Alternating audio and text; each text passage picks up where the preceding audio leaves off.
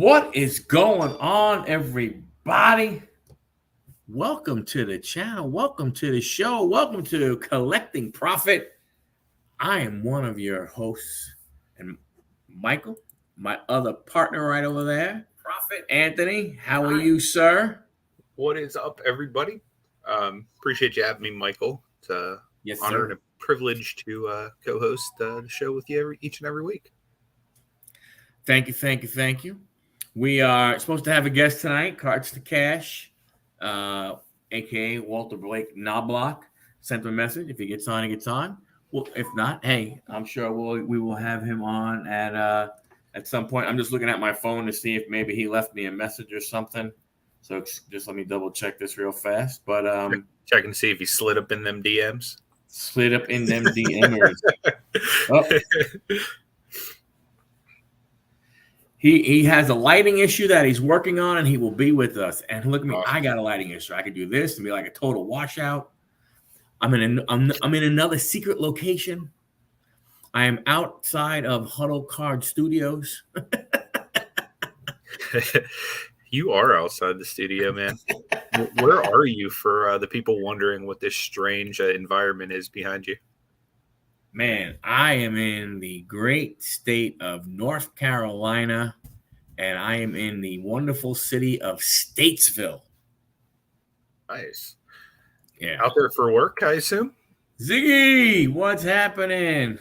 Ziggy, no, I am out here for work. I'm working at one of our auctions.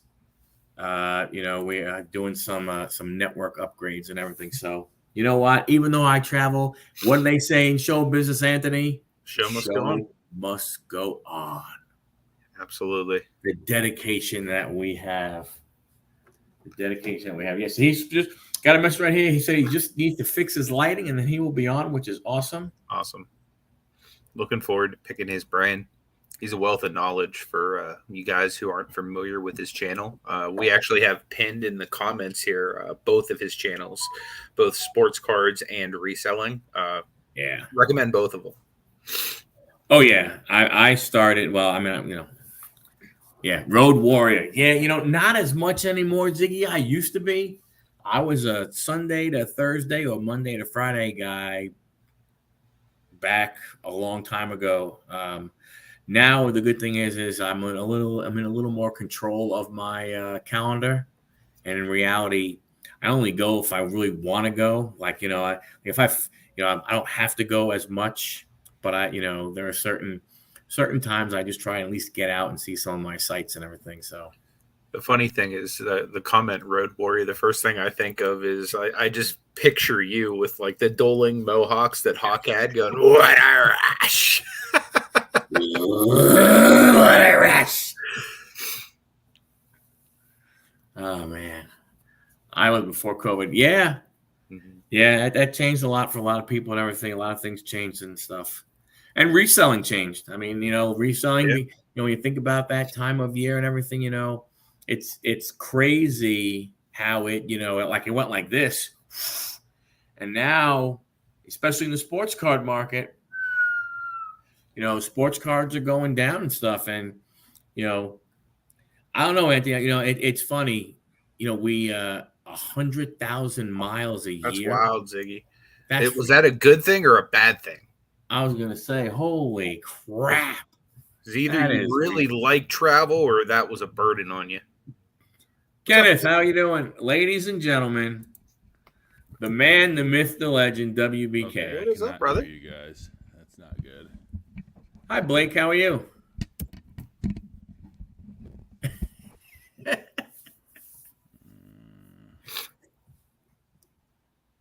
you hear me? I can hear you. Can you hear us? I cannot hear you. Oh. Let me mess with the audio setter.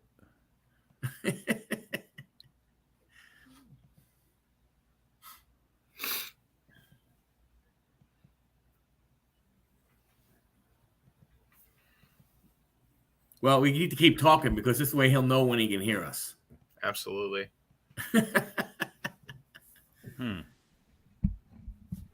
It was great, but the stories. Yeah. I can imagine, Ziggy. Maybe at a card show we can reminisce some of them stories one day.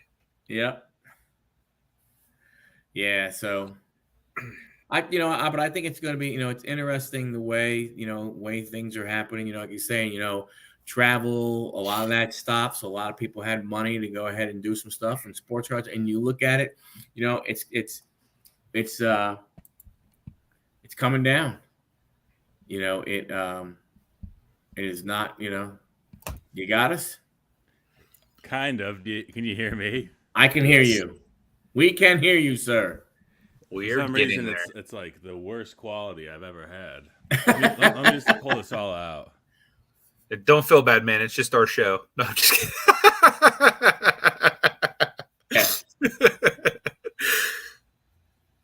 Don't worry. The 8 people watching it won't be pissed off. Okay. Well, it's going to sound like garbage. Because whenever I use this microphone, I keep forgetting that it makes the audio go through the microphone. And so you stuck with this is the microphone I was using, but not anymore. Now we're just using the good old laptop speaker. Cool. Good stuff. What's up? What's up, man? So, ladies and gentlemen, ladies, our guest, WBK, Blake Knoblock, Cash to Cards, or Cards to Cash. Yeah. Blake Knoblock. Not very active on there, but I need to be. I gotta be. On which one? Cards to Cash. I never have anything to talk about. All I like is football cards. Right. And there's not much to talk about football cards wise. I mean, I guess is the first college uniform Panini cards come out yet? What are they? Do they usually do like Prism draft picks, or that was last year? I guess that came out in August. They've put out Bowman University already. Yeah. Has Panini done any of those teams though? No, I don't know. Not Panini. Yeah. Until I feel like last year the first one, it might have been Chronicles draft picks. It was either Prism draft picks or Chronicles draft picks. That was like, it didn't come until like August or July. It was really, I feel like it was really late. And so until then, I'm just kind of like, well, I'm looking to buy, auctions of other football cards and that kind of stuff, and not really much content-wise, because it's kind of, I can't just keep saying the same thing over and over. I mean, I guess I could, but it get boring pretty fast. What do you guys like to sell or buy or collect? What's your areas? Football, basketball, wrestling. I also like weird types of collectibles, whether it be like Funkos or just like any kind of like Disney or like theme park related stuff. That just anything that's kind of in my mid wheelhouse. Yeah. So, what's like other kinds of collectible cards as well, or do you stick to sports cards? Just about everything. Yeah. The weirder the better for me. I got into a little bit because I was Upper Deck has a lot of the, I don't know what you'd call them, just like Hollywood cards, I guess. Mm-hmm. And I was trying to do the I guess the Space Jam cards were good last year, or is that 2 years ago now? And then I tried to get into the James Bond cards because they had like, I don't know, pretty cool stuff, but nobody. I was just looking earlier at like what item specifics sell the most on eBay in terms of trading cards. And really, after you get over like the basketball, I guess soccer and hockey as well, but basketball, football, baseball, soccer, hockey, there's not a lot of movement at all in terms of, besides like playing card games, cards. Right. Which not exactly the best. How about you, Michael? What's your favorite? I mean, cards. What do you like to sell? I'm a baseball wrestling guy. Oh yeah. I'll sell football and basketball, soccer. I'll sell whatever I can get my hands on. But as far as collecting, I collect those guys. How's the wrestling card market right now? It's not as hot as it was, but it's pretty consistent because wrestling people are just freaks about who they collect. Yeah, and the weird thing is, like, we'll have this random niche person who, like, would never ever get bought in any other sport, but in wrestling, people go like nuts. Oh. It's like a list of Jinder Mahal card, which like 90% of the world would not give a crap about, but there's that tiny percent of people, whether they're in India or wherever the heck they're located, that are just like, oh my god, I'm going to buy literally every Jinder Mahal card you have. Yeah. That's I never thought about it like that. You really don't see it that kind of like being a fan of like a. There's not many like left tackles in the NFL who have fans who love them like that. So I never thought about wrestling cards like that. I've sold some UFC cards, but as far I don't really know any of the names in wrestling at all. So I feel like I'd be at a serious disadvantage because then I have to go look up everything and it just takes. That's why I like taking the football cards because I can go through however many cards there are and I just know who's gonna sell and who's not gonna sell and who I should hold on to for next year and who I should probably get rid of as fast as I can. Whereas other sports, I just don't have the time to commit to watching them and understanding like just what's going on. I mean, beyond like I don't even know who's in the championship game for basketball. I just am not even in that world really. It's I have no clue. Yeah, I really have no clue. I was watching highlights of the Celtics and the Heat play today, and then just now it dawned on me I have no clue where that series is at. If it's over, who won it, I don't know. Yeah, it's 3-1. So are the Heat up? Yeah. Yes. That's good then.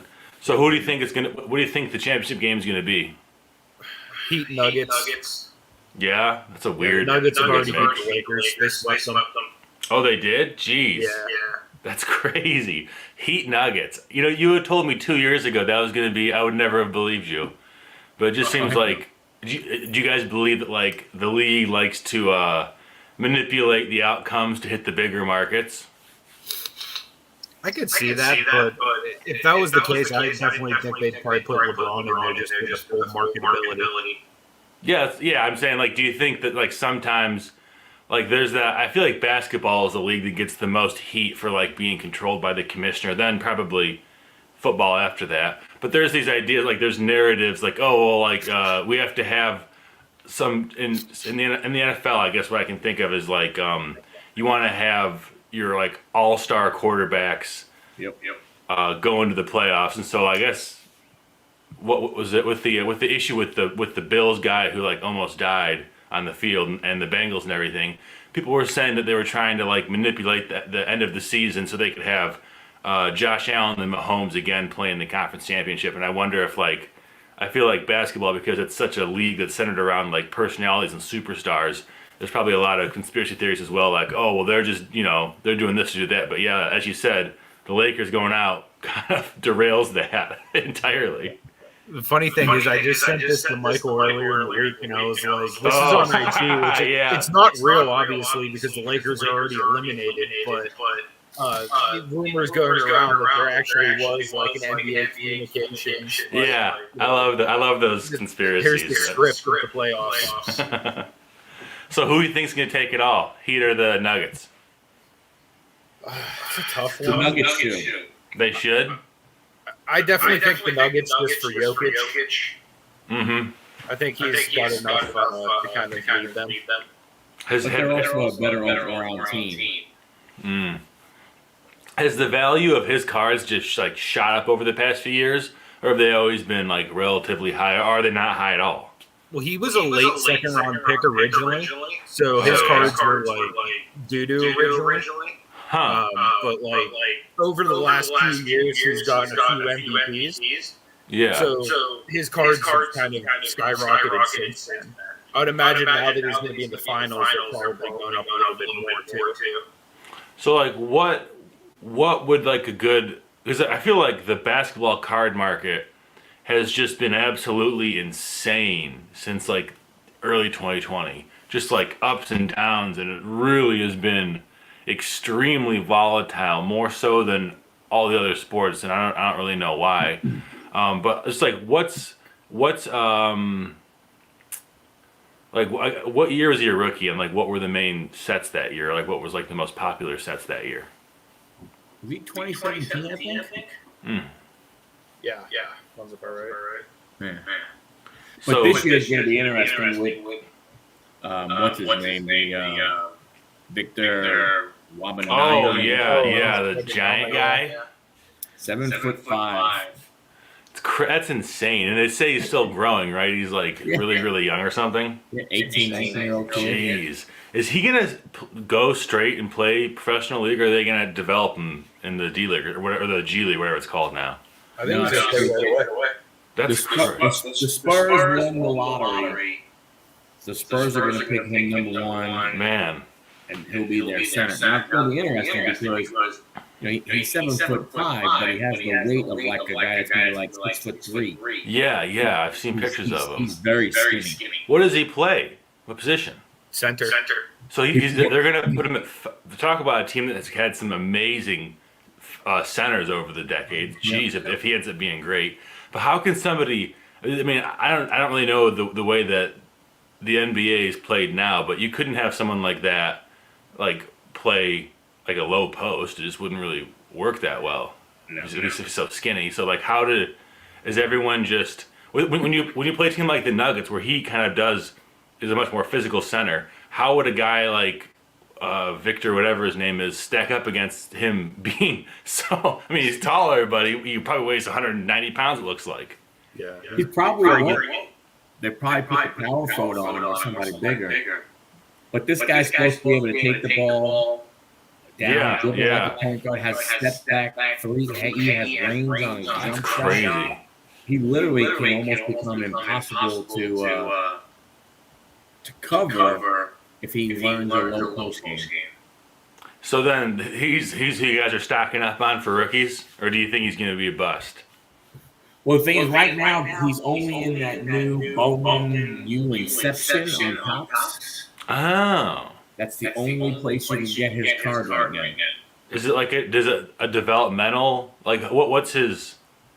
Because I was looking at baseball cards. Somebody had some good ones, and they had actual cards for the U.S. Developmental League. Now with all the NIL stuff you can do and everything, and so like, do they just? As I've seen Bowman U for football, is it the same idea where it's going to be him and he was in France, right? Is that where he's from? Where he played in France, I mean. Yep. So they're just going to have him like in his French jersey with the name photoshopped out. How much is that card, just like the base card, going for? I don't know. I'm not sure. Card, and I think it's going for about $3,000. The what one? A redemption auto, I believe it is. Oh, nice. Yeah, I mean, what's the limit on like somebody who you think is going to be a generational talent? I'm sure. Is that what he's being like? Who's he being even? When you're that tall, who do you even compare you to? Who's that agile? I don't think there's anybody right now. Yeah, well, it's going to be interesting to see. Very fun to see. Did you guys follow the NFL draft? I know you're a Pittsburgh fan. How about you, Michael? What's your team? Jets. The Jets. Oh, so you're doing pretty good. Man, what a draft, or what an off season the Jets have had. Very happy. You think that they're? I mean, you got to be thinking Super Bowl. You have to be. How can you not? Oh, yeah, no doubt. You have to think that way with getting Aaron and the young talent. The defense is going to be amazing. The defense is going to be absolutely, because they were great last year, and they've got a pretty decent. I mean, I guess the conference is not so easy, but it could be. You could have a harder conference to be in. You know, trying to get to play probably. I'd assume they're going to be against in the divisional or the conference championship. I mean, either the Bills or the Chiefs or the Bengals. Bills, Chiefs, Bengals, Jets have to be like the top 4 best AFC teams, unless I'm forgetting one, which I don't think I am. Steelers. The Steelers, yeah. Well, I like the Steelers too, but I don't know if you got. I don't know, like what. Who did they pick in the first? I don't even remember. Who did we pick, Michael? Shut up. We got Broderick Jones, the tackle. Okay, so you've got Kenny at QB. Najee's on his second year of his contract, so he'll still be there. I don't even know who the receivers even are anymore. Deontay Johnson, George Pickens, and Allen Robinson. Oh yeah, George Pickens. How could I forget George Pickens? That guy is good. Jesus, man, he had.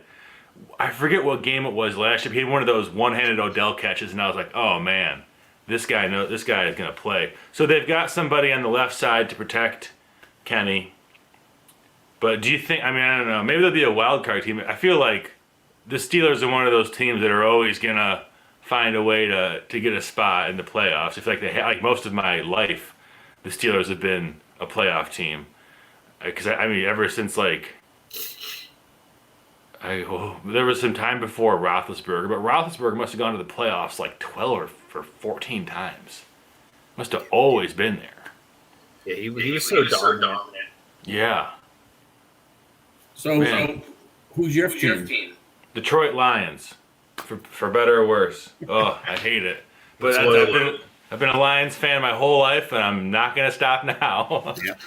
Oh, man. I started watching the Lions, I think, in 1996, and they had Scott Mitchell at quarterback. And then we went Scott Mitchell to Charlie Batch to Dante Culpepper to, and I'm skipping over a few, I'm sure, to John Kitna, I think. But then Joey Harrington. That was like when I really got into like understanding football. And it was just probably, I got to experience one of the worst the eras of quarterbacks.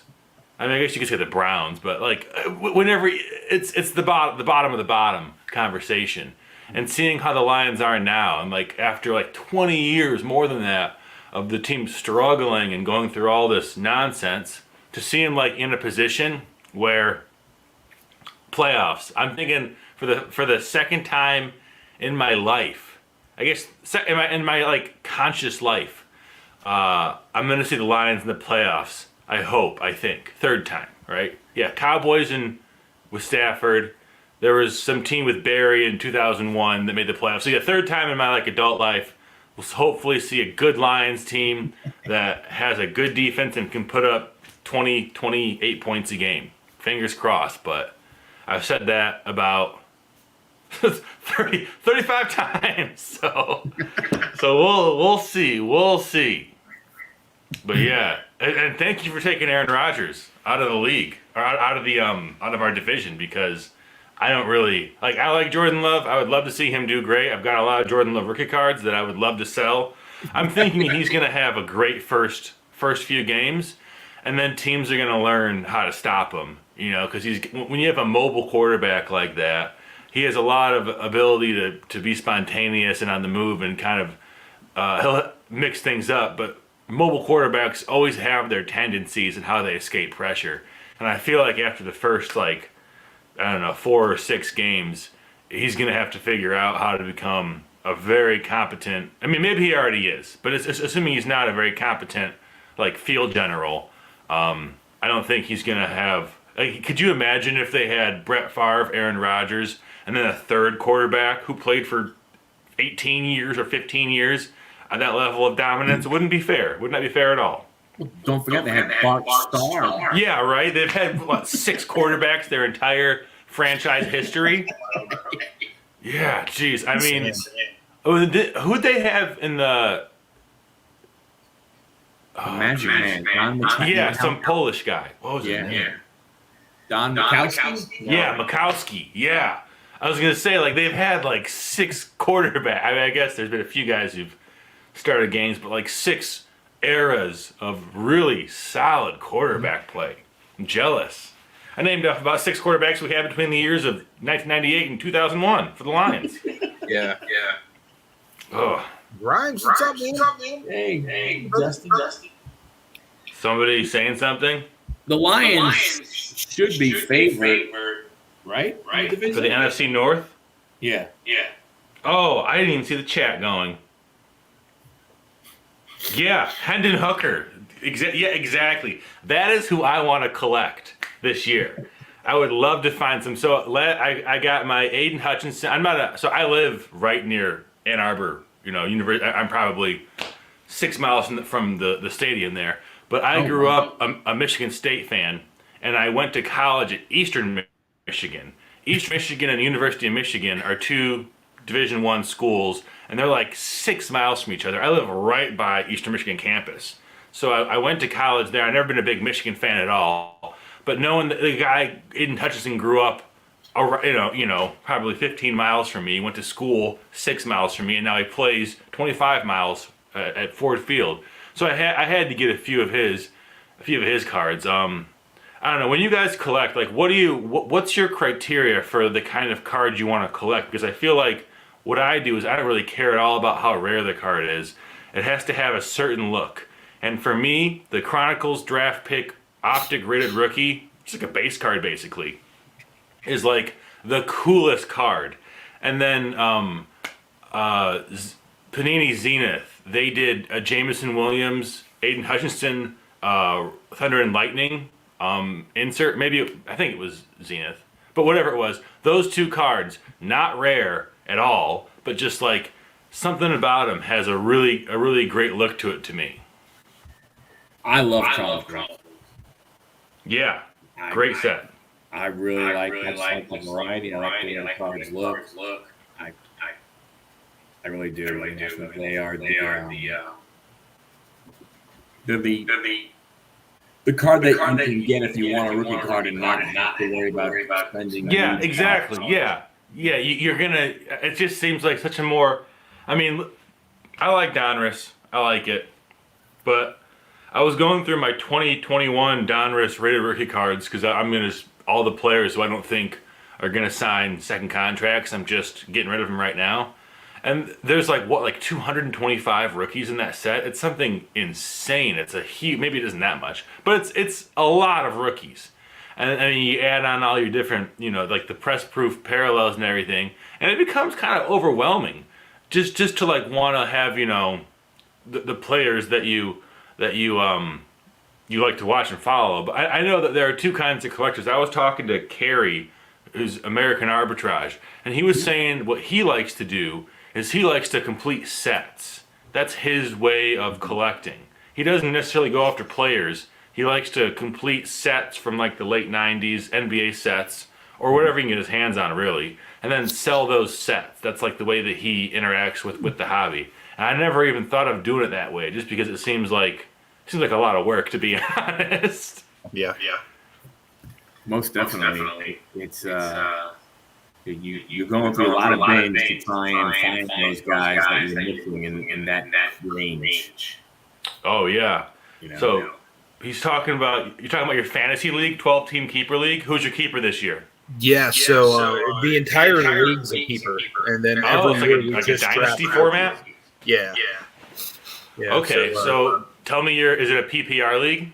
Yeah, PPR, two quarterback format.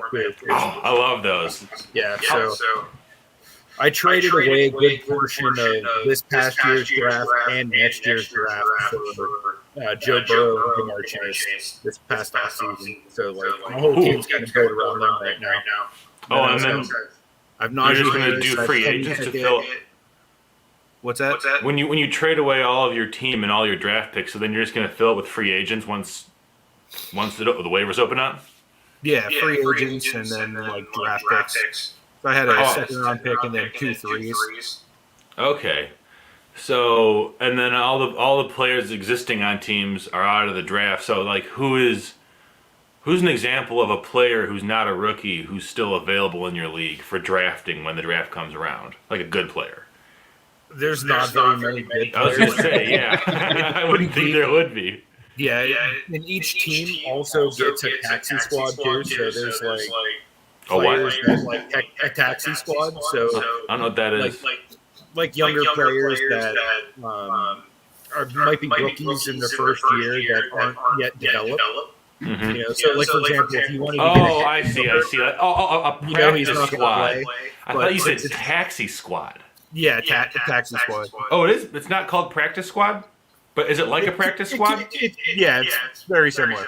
Okay. I'd never heard taxi squad before, but I like it. It sounds, cool. Like slang I don't know. So you got Joe Burrow, Jamar Chase, and then a bunch of replacements. Yep. That's honestly, it's pretty easy to pick up good receivers and running backs. I feel like especially with the way the league is now, where there's so much offensive scheming and a lot of players unfortunately getting hurt, it seems like if you do want to have your anchor, going with a great QB and then as wide receiver number 1 is a good strategy to do it. I'm in a one player keeper league, and you get a guy for 3 years in your league, And I just used up Josh Allen. My last year I picked Josh Allen in like the 12th round, his second year in the league. Or so maybe it's a 2-year keeper league. Or whatever it is. I picked him after his first year when he was just kind of like not the best stats. And I've been able to I had back-to-back league championships because I was taking Josh Allen in the 11th or 12th round, and unfortunately no more. So I got to find some new fresh talent to get in the later rounds. And I don't know, who do you think some sleepers are going to be? It's kind of hard to tell this early in the year, but as far as guys who are being slept on in the NFL, who you think have a real chance to shine in a PPR fantasy league, I'd love to hear your thoughts on that, because I love football and fantasy football quite a bit. Yeah, absolutely. So, I'm always a homer with this because I watch the Steelers pretty intently, but I really think that the tight end situation is underrated in Pittsburgh. Freiermuth and then Washington now, too. He's like 6'7", looks like a friggin' giant. That's good. Yeah. He makes Freiermuth look small. Yeah, well, I guess Freiermuth is like more like your who was the guy you had forever? Heath. He reminds me of Heath Miller. Kind of just like I guess the 2023 version of Heath Miller. You don't really have Heath Miller's tight end number one anymore in the league. I don't really think you do. Everybody seems like the exact comparison that Ben Roethlisberger gave of Freiermuth on the podcast. Oh yeah, I love how he's doing that too. I've only seen a few clips on YouTube, but like athletes who go into that space afterwards love hearing the stories. So he was saying that Freiermuth is like Heath Miller, and then they got this guy named Washington. So you think Freiermuth is going to be a sleeper, or do you think Washington is going to be? I think both. Both? Because I think that Washington's so tall, he's going to get a ton of red zone targets. Yeah. And I think that Freiermuth's going to get like every day. Every down utility. Do they still have the guy who played tight end and running back, Jalen something? Was it Jalen? He played like H-back. Jalen Warren, maybe? Yeah, yes. Is he coming back on the team this year, do you know? I believe so. Because he's somebody who I would worry might take catches away from Freiermuth, just the way that I remember him being used a little bit. But hopefully now that Kenny knows the offense better, they're going to have a lot more routes, go deeper down the field to utilize his arm strength. I would hope. Yeah, he looked good last year. I thought that let's see, who were the quarterbacks last year? There was Howell and Pickett, and is it Pickett or Pickett? I've said Pickett, both. Pickett. Okay, good. Because I for some reason I say Pickett, but Pickett. Was Mac Jones the year before? Yeah, he was the year before. Yep. Talk about a bust there. We can talk bad about the Patriots, right? We all hate the Patriots here. Feel free to bash them as much as you'd like. I think Mac Jones is gonna finish out his rookie contract at the Patriots and go to like some team who's drafted a like Washington or like Tampa, just like a team trying to like find like a Band-Aid player.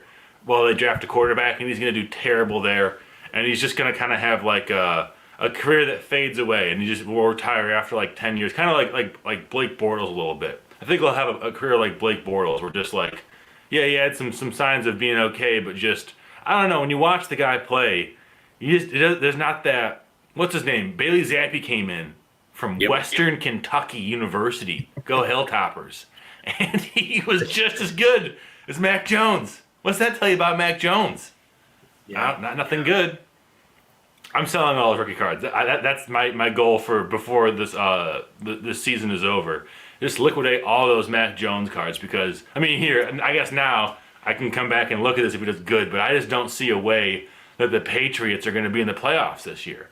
And if you have a team like the Patriots and you have a young quarterback who's not getting to the playoffs, you're going to get a new quarterback. That's just the way Belichick works. Yeah, I think personally, I hope he does well, like the first 6-7 games, so that his cards will have some value. People will want to buy him really back up. And then he can crash and burn. I could care less. Yeah, man. I'm excited to see Rodgers in his first like team photograph Jets cards. What's that? That's going to be probably because I know they do like the Photoshop jersey swaps, and I don't like that. I like when it's actual like game footage or a game photograph. And I don't even know what the first set that does that is, because it's got to be a set that comes out pretty late in the year. Because usually they use from the previous year. That's going to be so late. They start to have like more of the newer players in the team sets and stuff like that. Because normally prestige and everything like that, they're still in college. Yeah. Yeah, but Rodgers is going to look so cool in the Jets jersey. It's going to be like, I mean, I love when players who are known for being at one team go to a different team. It just like here's a bad example. When Matt Ryan joined the Colts, I thought that was just like so interesting, and I was so curious to see how it was going to play out. Didn't play out very well. He's an analyst right now too. Yeah, I saw that he hasn't. I literally yesterday just Googled this because I was like, I wonder if Matt Ryan is actually retired yet. So he has signed the contract with CBS, I think. Yeah. But he's not officially retired. So I would, because I'm sure you heard, if you watched Ben Roethlisberger's podcast, you heard about how the 49ers approached him to come, manage. Was it in the playoffs even? Was it the last game of the season or was it in the playoffs when they came to him? Because I don't remember if they wanted him after Purdy got hurt or before. But man, if Roethlisberger had played a game for the 49ers, that would have just totally been the most surprising thing and just added such a cool storyline to the NFL. At least for I don't really have I know some people they want the players to have loyalty to a team. I don't really care about that at all because my team's always sucked. But I like seeing everyone jump around and everything. It's happening a lot. Although I wasn't a big fan of Russell going to the Broncos. That's also been kind of a lack. He could be a sleeper though, Russell Wilson. Apparently everyone's saying that last year was a fluke and he was learning the offense and the guys are learning his tendencies. So that would be interesting too because now they've got Sean Payton. Sean Payton. Yeah, Sean Payton, which is going to be if anybody is going to Sean Payton's one of the best coaches of all time. If he can't work with Russell, then what, sorry Russell, time to I don't know what else he does. Go retire and enjoy your life as a multimillionaire. I don't know. Yep. His contract was the issue. Oh yeah, it wasn't all guaranteed, but it was 60% guaranteed. But then they're saying because it's the Walmart people, they don't care. They'll just give him the money and find somebody new and just man. Well, I guess you're in a pretty good spot, Russell. What are they? They've got a good tight end too, Greg Dulcich. He could be a sleeper as well. He really came on at the end of last year, and Russell does like throwing to his tight ends. So if he could figure out to get some chemistry with him, I was kind of bummed out because I thought so when the Lions drafted T.J. Hawkinson, Albert I don't know how to say his name. Noah Fant, not Albert Ogunjobi. Noah Fant was also from Iowa, and I think he was part of that trade. He was. Yeah, and so I was like, I would have loved to see Noah Fant because I ended up getting a bunch of his rookie cards too, just because the Iowa connection is pretty cool. Albert Okun, I can't even say it. Albert O. I think he's from Missouri. Another great tight end. Yep. Yeah, so they got him and Dulcich, I think is how you say his name. I think a sleeper could be Calvin Ridley. Ooh. Jacksonville Jaguars. Yes. Yeah, definitely. As long as he can stay off of FanDuel. Did you hear some Lions players got busted? Yep, 5 of them, I think, or 6 of them. Yeah. Good old Jameson Williams, my friend. Come on. But you know what they got busted for? They were betting on college games at the Lions facility. And so, part of the security measures that the Lions take is they have to, they're running the internet, so they know where everyone's going. And these doofuses used Detroit Lions Wi-Fi to bet on college games or whatever. It was, college football. I think it was futures. Just guys, come on. And that's why it was only a relatively minor suspension as opposed to like Calvin Ridley, who kind of got which is, I mean, I guess I get it. You can't have that at all, but it seemed a little bit harsh to me. I feel like if you're betting on yourself to win, that's okay. That should be okay. But I know that there's issues with like point shaving. I mean, I know it's not okay really, but I'm just trying to like justify how potentially it could be okay because I like Calvin Ridley, and I think you're right. I would love to see him and Lawrence just like, because Lawrence also, I thought he was going to be not too good in the NFL. I just didn't think, after watching him play his first year, I was not impressed with his ability to like put the ball into small places. But last year, he absolutely torched defenses, especially at the end of the year he did. Yeah, he's the real deal. They've got Ridley on one side, and they don't have what else is it? No, Laviska Shenault went to the Panthers. Yep. DJ Chark went to the Lions. What's his name? Jones went back to the Lions. The Lions just signed him again for a 1-year contract, and he's like been in the league like 10 or 11 years now. Pretty crazy. So I have no clue who they're because they're going to play Ridley on the outside, I figure, who like their slot guy is. Let's see. Have you guys seen that new Sean Payton movie with No. Kevin James? Kevin James plays him. I think it's called, No, I have not. Champions or something like that. Or No, I've not even heard of it. Yeah, brand new movie, the comedy. I think Adam Sandler was like the whole crew did it or whatnot. What's it called? It might be called Champions. Let me double check. What's it? Is it about the telling people to? Yeah, it's take all off the about heads of Sean other people? Payton getting suspended and then coaching his kids' team. Ha! That's funny. Yeah, I was gonna say it's because it's got to be about the what's it called? The bounties they had. I think it's called Home Team, actually. Home team and Kevin James. Kevin James plays it, yeah. Sounds funny. But I have to watch that. Yeah. I'm gonna look up to see who the Jaguars depth chart right now, because that could be another the slot guy. Because Christian Kirk and Zay Jones. Christian Kirk signed that insane contract with them last year. Yep. And then they brought in another ex-Lion to back him up, Jamal Agnew. Jamal Agnew, amazing athlete, cannot catch a ball to save his life. A lot of guys like that, I feel like, in the league.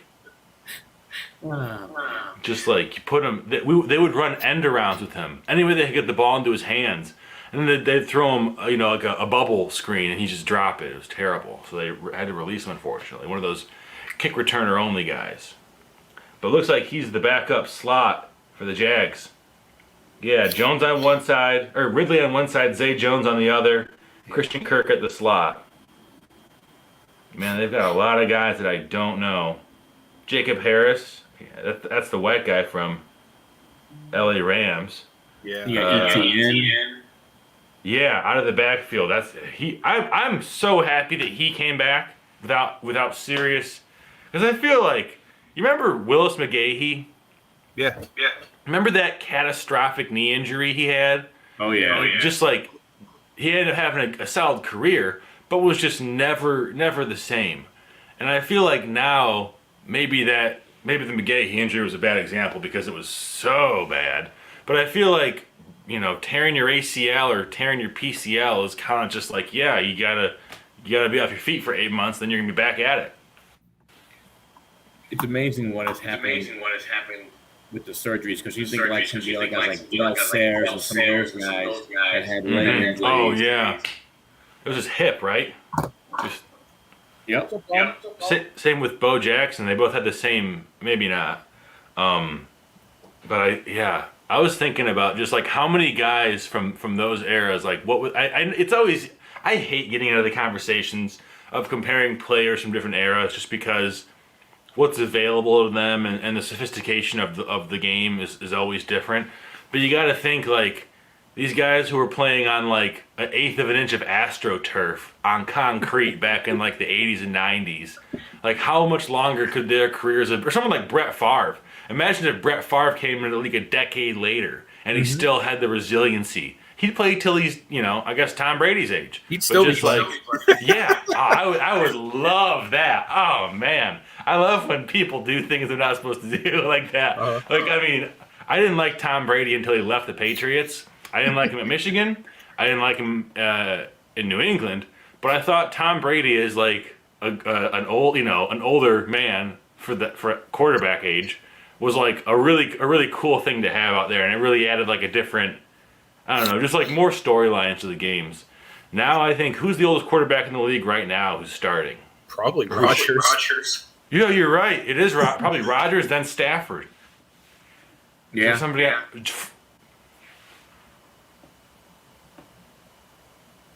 Yeah, probably. Because who else is there? Garoppolo? He's not that old. Yeah, I think he's like 31. Yeah. Kirk Cousins is getting old. He's a Michigan State guy. Mm-hmm. I feel like he is an undervalued in terms of collectible cards. I feel like nobody really, even like Minnesota people, they don't really collect Kirk Cousins. Like he's bounced around a little bit. He wasn't at the team for that long. I mean, a long time, but not like since he was a rookie. And I feel like if you're a Vikings fan, you're going after Jefferson. Oh yeah. Cook. Oh yeah. You're not going to go after Kirk Cousins, and that's weird because usually in pretty much every other market that I can think of right now, the quarterback is the top draw. Yeah. Even like, I mean, where would it not be the case where the quarterback is not the top draw? I mean, even like the Dolphins, Tua is still probably the main draw, even with San Francisco. Okay. Yeah, probably right. You got Kittle and Debo and. Now, their cards aren't doing what Brock Purdy cards are doing or what Trey Lance's cards did at one time. But Yeah. Talk about a fall from grace. Trey Lance cards. Ugh. I was just checking as I was going through. I had like 10,000 sports cards listings on eBay, and I deleted like 5,000 of them just because the pictures were really bad and they were not inventoried correctly.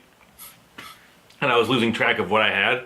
And so I've got, I don't know, maybe like 25 or 30 like Trey Lance rookies or inserts from his first year. And I'm just like, man, these cards used to sell for like $5 or $10 a piece, just like regular base cards. And now, nobody wants them. And I feel like, okay, he's not that bad.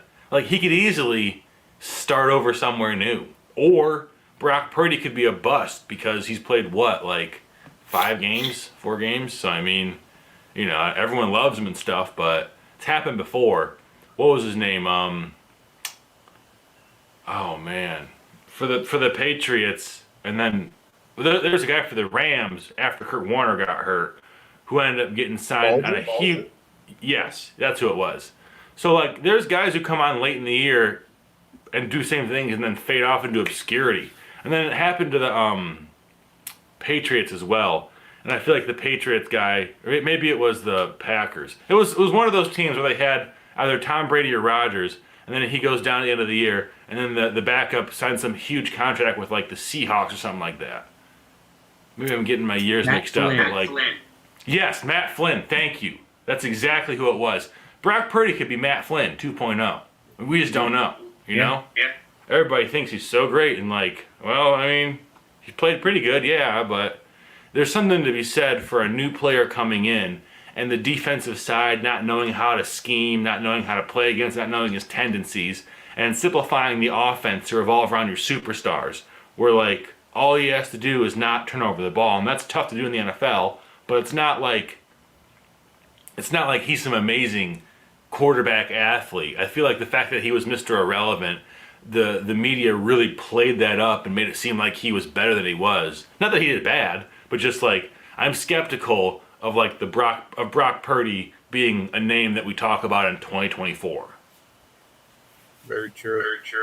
I mean, it could go either way with him. I mean, he basically Mr. Irrelevant, so he was basically somebody they took a flyer on. Never thought that he would even compete with Trey Lance.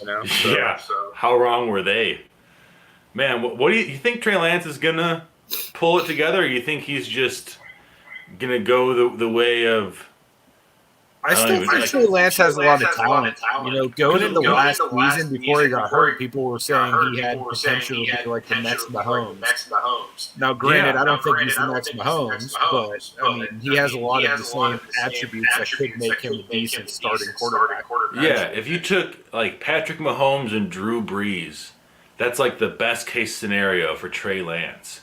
Like somebody without like I mean, I guess he's got great arm strength now, but he's kind of a smaller guy for a quarterback. It's really tough to maintain elite arm strength when you're just not as big as these guys. So I feel like he's going to have to become extremely accurate because you can't rely on running your whole. I mean, look at Lamar, what he's been trying to do over the past few years. Another interesting player, Lamar Jackson. And also nobody wants his cards. I don't get it. A Lamar Jackson rookie card is still extremely affordable as opposed to like a Justin Herbert card, which I feel like Justin Herbert and Lamar Jackson are in the same echelon of quarterback where it's like, yeah, like you're a good player on a good team, but you're not going to win Super Bowl. You're just not going to do it. And jersey Lamar wears. You think that's why? That's why I would want it. Yeah, a lot of people don't like the Ravens. Yeah, possibly. They don't. You know, it isn't like a huge fan, but who watches Chargers games? That's what I'm saying. Like, why do people like Justin Herbert? You know, I don't get it. Because he was the best quarter. That's what's crazy right now is I was looking at the sell-through rate of single cards based on years and 2020 NFL cards. Like the singles that are not like garbage cards, but like players that you care about are at like an 8% sell-through rate, which is really, really high for singles. Usually it's like 5 or 6%, and like hockey is like 3.5%. But people just love Justin Herbert, and I feel like he's gonna end up being like somebody who just doesn't ever really, you know, can't get it to the next level. Phillip Rivers, I guess, is a good comparison. Well, that would be my fear for Herbert too. Is just look at the AFC right now. Yeah, look at his division. Yeah, like he has. Even if you discount every other quarterback, he still has to deal with Burrow and Mahomes and Josh Allen just to get to the Super Bowl. They're not even in the. If they're at best a wild card team, they're going to be scrapping with like. I don't even know who, I guess at that point, but they're going to be fighting for anyone. There are very few really. There's the Colts are terrible in the AFC. Browns are pretty bad, but like every other AFC team could just turn it around and compete for that last wild card spot, especially with the way they have the wild card spot divvied up now. I mean, it's going to be somebody probably. Oh, I hope we don't have another garbage thing where it's like somebody from like the AFC South, like two teams stumble in or something dumb like that. The Texans are also terrible. They're not going to be good at all. Yikes. I don't think rookie quarter because they drafted what's his name? Yeah, people are all popular on him, and just like they keep saying he's like, oh, he's better than Justin Fields. Yeah, because Justin Fields isn't good. Of course he's better than Justin Fields. Just some of the past, because I watch all the NFC North games pretty much, and so just to like see the dumb decisions that he makes on the field, I don't know. I'm amazed that the Bears are trying to rally around him and really, really trying to build a team around Justin Fields, just because it seems like once he stops becoming a mobile threat, which is going to happen sooner or later because he was hurt pretty much all last year, then you have a quarterback who has a really strong arm, can't really read defenses, and cannot throw a ball to the outside to save his life, which is just like that's a dime a dozen in the NFL. That's pretty much every guy who's, you know, failed in the league, it seems like. Every strong arm quarterback. Do you like any rookie quarterbacks this year? Hendon Hooker. That's it. Yeah. I don't know. I don't watch college football. All I watch is the NFL, so I'm not really going to know until they start playing their first few exhibition games. The way I consume sports is I know I don't have enough time to consume all sports. I'm just too busy doing all sorts of other stuff that I do. But I do have enough time to only watch NFL football. And so that's what I do. That's all I love watching NFL football. I love buying football cards and doing fantasy football. And Sunday from 9 a.m. until 9 p.m. from, whatever, August until Super Bowl, my Sundays are blocked off, and I'm just completely consuming and watching NFL football and everything that I can to learn, watch more about that. And it has not let me down. The past few years have been absolutely amazing, I feel like. Very few bad games. Nice. Do you play fantasy as well? Yes. I am in 3 sleeper leagues. Nice. Where it's 1 keeper league. I probably only do 2. I had one with some people who were doing resale, but that just fell apart. Like, if that's the worst thing, is when, like, it was a 12-person league and 3 people by the end of the season stopped playing. And I was like, oh, well, this makes it so not fun for everyone else. But I'm in one with some guys I went to high school with, so we've been in the league together for like 15 years at this point, 16 years. Or I've been in the league. They've been in a little bit longer than me. And then one with just my girlfriend and my brothers. I've got 3 brothers and just like family stuff like that. But if you need to know someone else in your league, I'm down. I will always play fantasy football. I love it. It's like, I think it's extremely fun. Absolutely. It's a lot of fun. It's the only time I'll ever root against the Steelers in any fashion. It'll be like, all right, let this guy score, but then like, but then miss the extra point. Exactly. Yeah, I know exactly. That's why I put $100 into FanDuel because you get $100 back. This was like 2 years ago, and I'm not a big gambler. I'll bet like $2 or $3 in a game, or I'll do prop bets with like $2 or $3. And it's really the dumbest way to gamble. It's not a good way to make money, but it is a good way to care about a 38-14 blowout, 5 minutes left in the fourth quarter, because you're just like, one more out route. That's all we need. All we gotta do is get Alec Pierce over 47.5, and then Jonathan Taylor gets a touchdown, and I win $85. It never happens, but I'm always rooting for it. Always open. Yeah, that's how they get. That's why that's why you never see these gambling apps go out of business. You never see a casino shut down. Okay. I have at least, because they don't lose money. Very hard for them to lose money. Yeah, you're telling me. They have $100 of my dollars. What's the chat saying? Somebody's getting timed out. Oh, we're just playing around with Dom. Adam Vinatieri? Someone talking about Adam Vinatieri. Oh, yeah, you'll get all the good references. I'm surprised Dom hasn't asked you about thoughts yet. Sean Payton got screwed with Russell. That's a bold claim.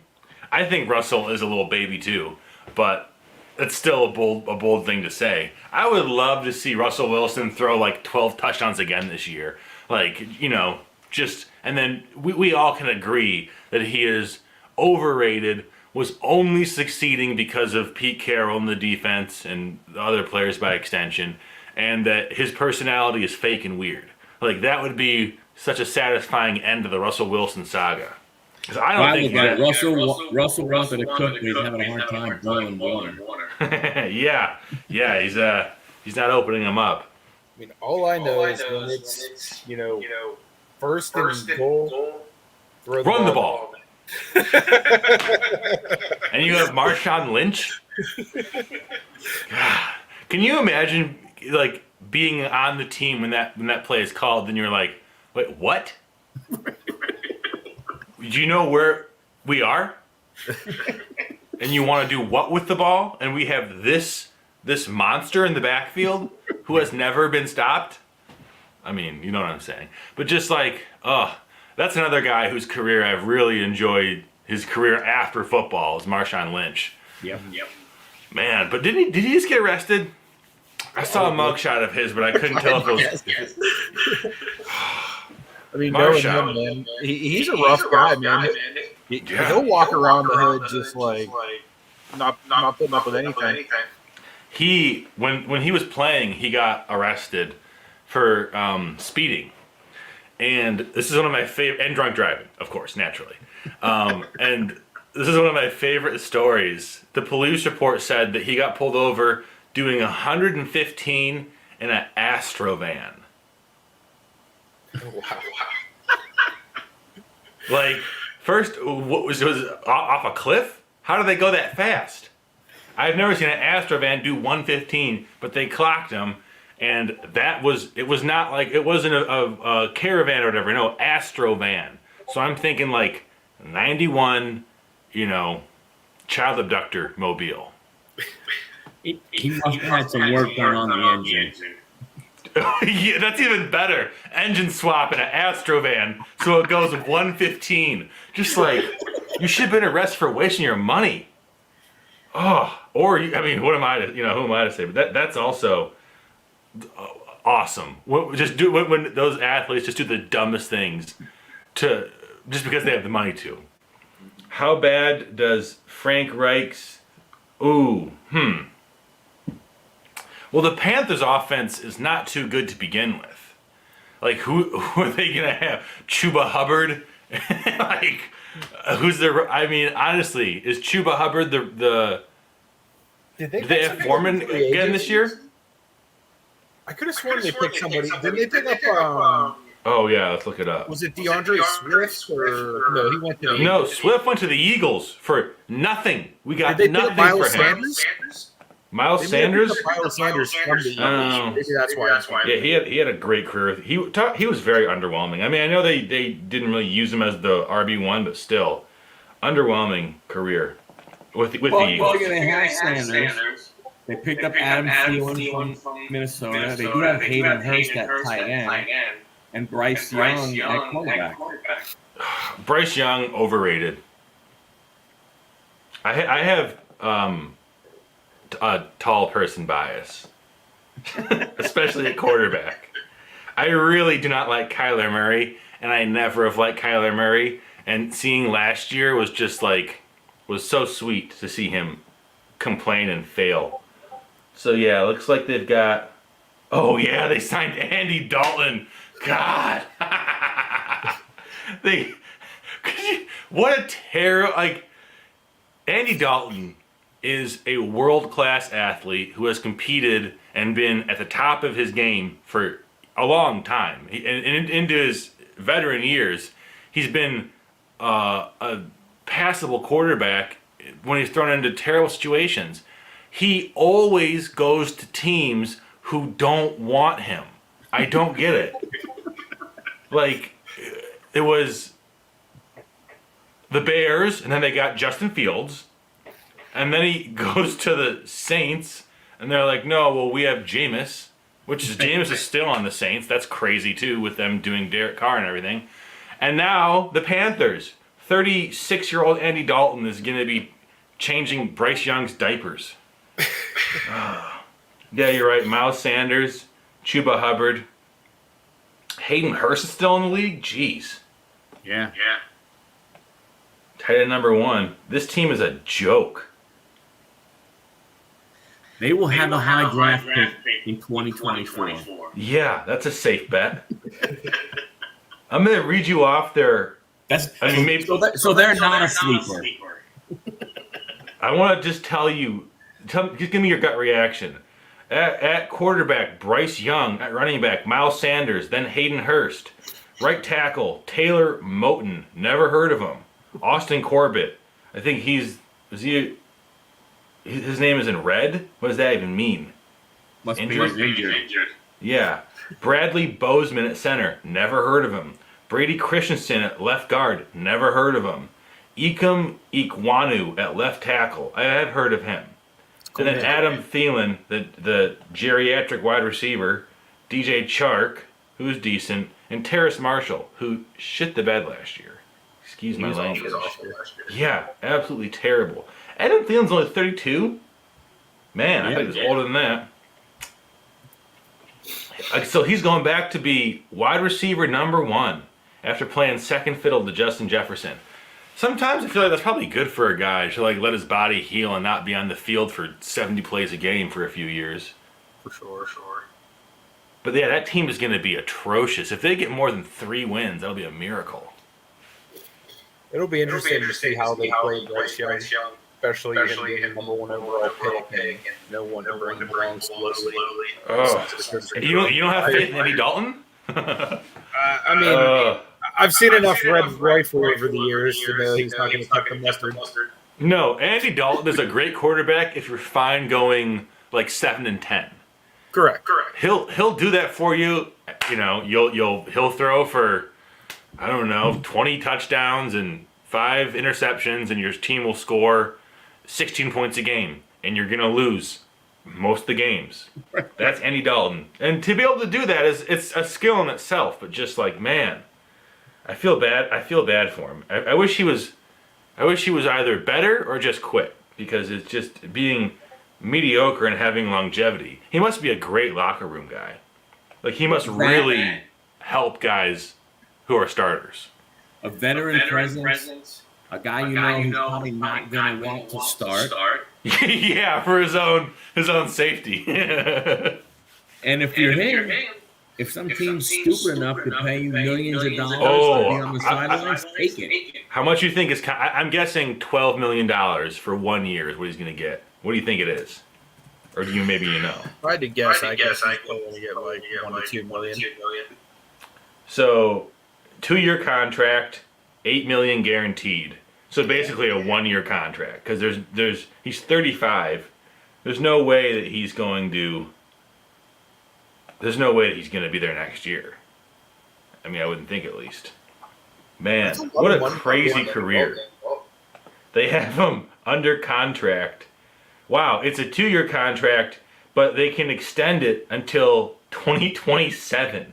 I'm looking at the deal right now on Sport Track. So if they want to, oh my gosh, they could sign him until he's 40 years old. Wow, that's insane. Hey man, if they're willing to pay you, why would you walk away? I would not. As a backup quarterback, where you know, Jesus. that you know they're going to give, especially picking the overall number 1, they're going to give that kid as much time as he needs to try and be the guy. Yeah. You're not going to get cut. Oh. Guess what his career earnings are? Andy Dalton, not including this most recent contract, which has not been paid out yet, he's cashed $100 million in checks for not being good since 2012. I'm sorry, 2014 probably. That's awesome. It's crazy. Oh yeah, the Cowboys. How could I forget? He had that 1 year at the Cowboys. Yeah. Oh my gosh. He played 8 or 10 years with the Bengals, and then Cowboys, Bears, Saints, Panthers. Who knows where we'll see him next year? Colts. They like taking old washed-up quarterbacks. Oh, yeah. So, but from a selling standpoint, what made you get into selling cards? I like them.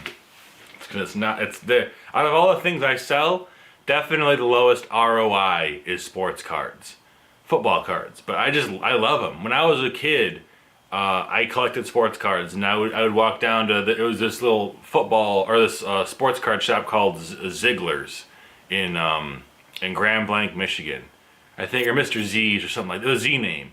I think Ziegler's might have been the ice cream store. But anyways, there was a little card shop, and I would go down there and buy, a $2 pack of cards or whatever, and just like play with the cards. And like I still have some of the ones from when I was a little kid. Dog-eared edges, completely bent up, worthless, entirely ruined. But there's like something about, I don't know, having that connection to the players. And what I really used to love, and they don't do this anymore hardly at all, is when they had the stats in the back of the cards. And you go through like somebody like I don't know, I can't think of anybody who played for like 15 years, like Robert Parrish. You'd go through like Robert Parrish, the back of his card, and it'd be like size like 6 font, and it would have like the 35 years he played in the league. Like, I just love like seeing like, oh, well, this year he led the league in rebounds and blocks, and that was 10 years before I was born.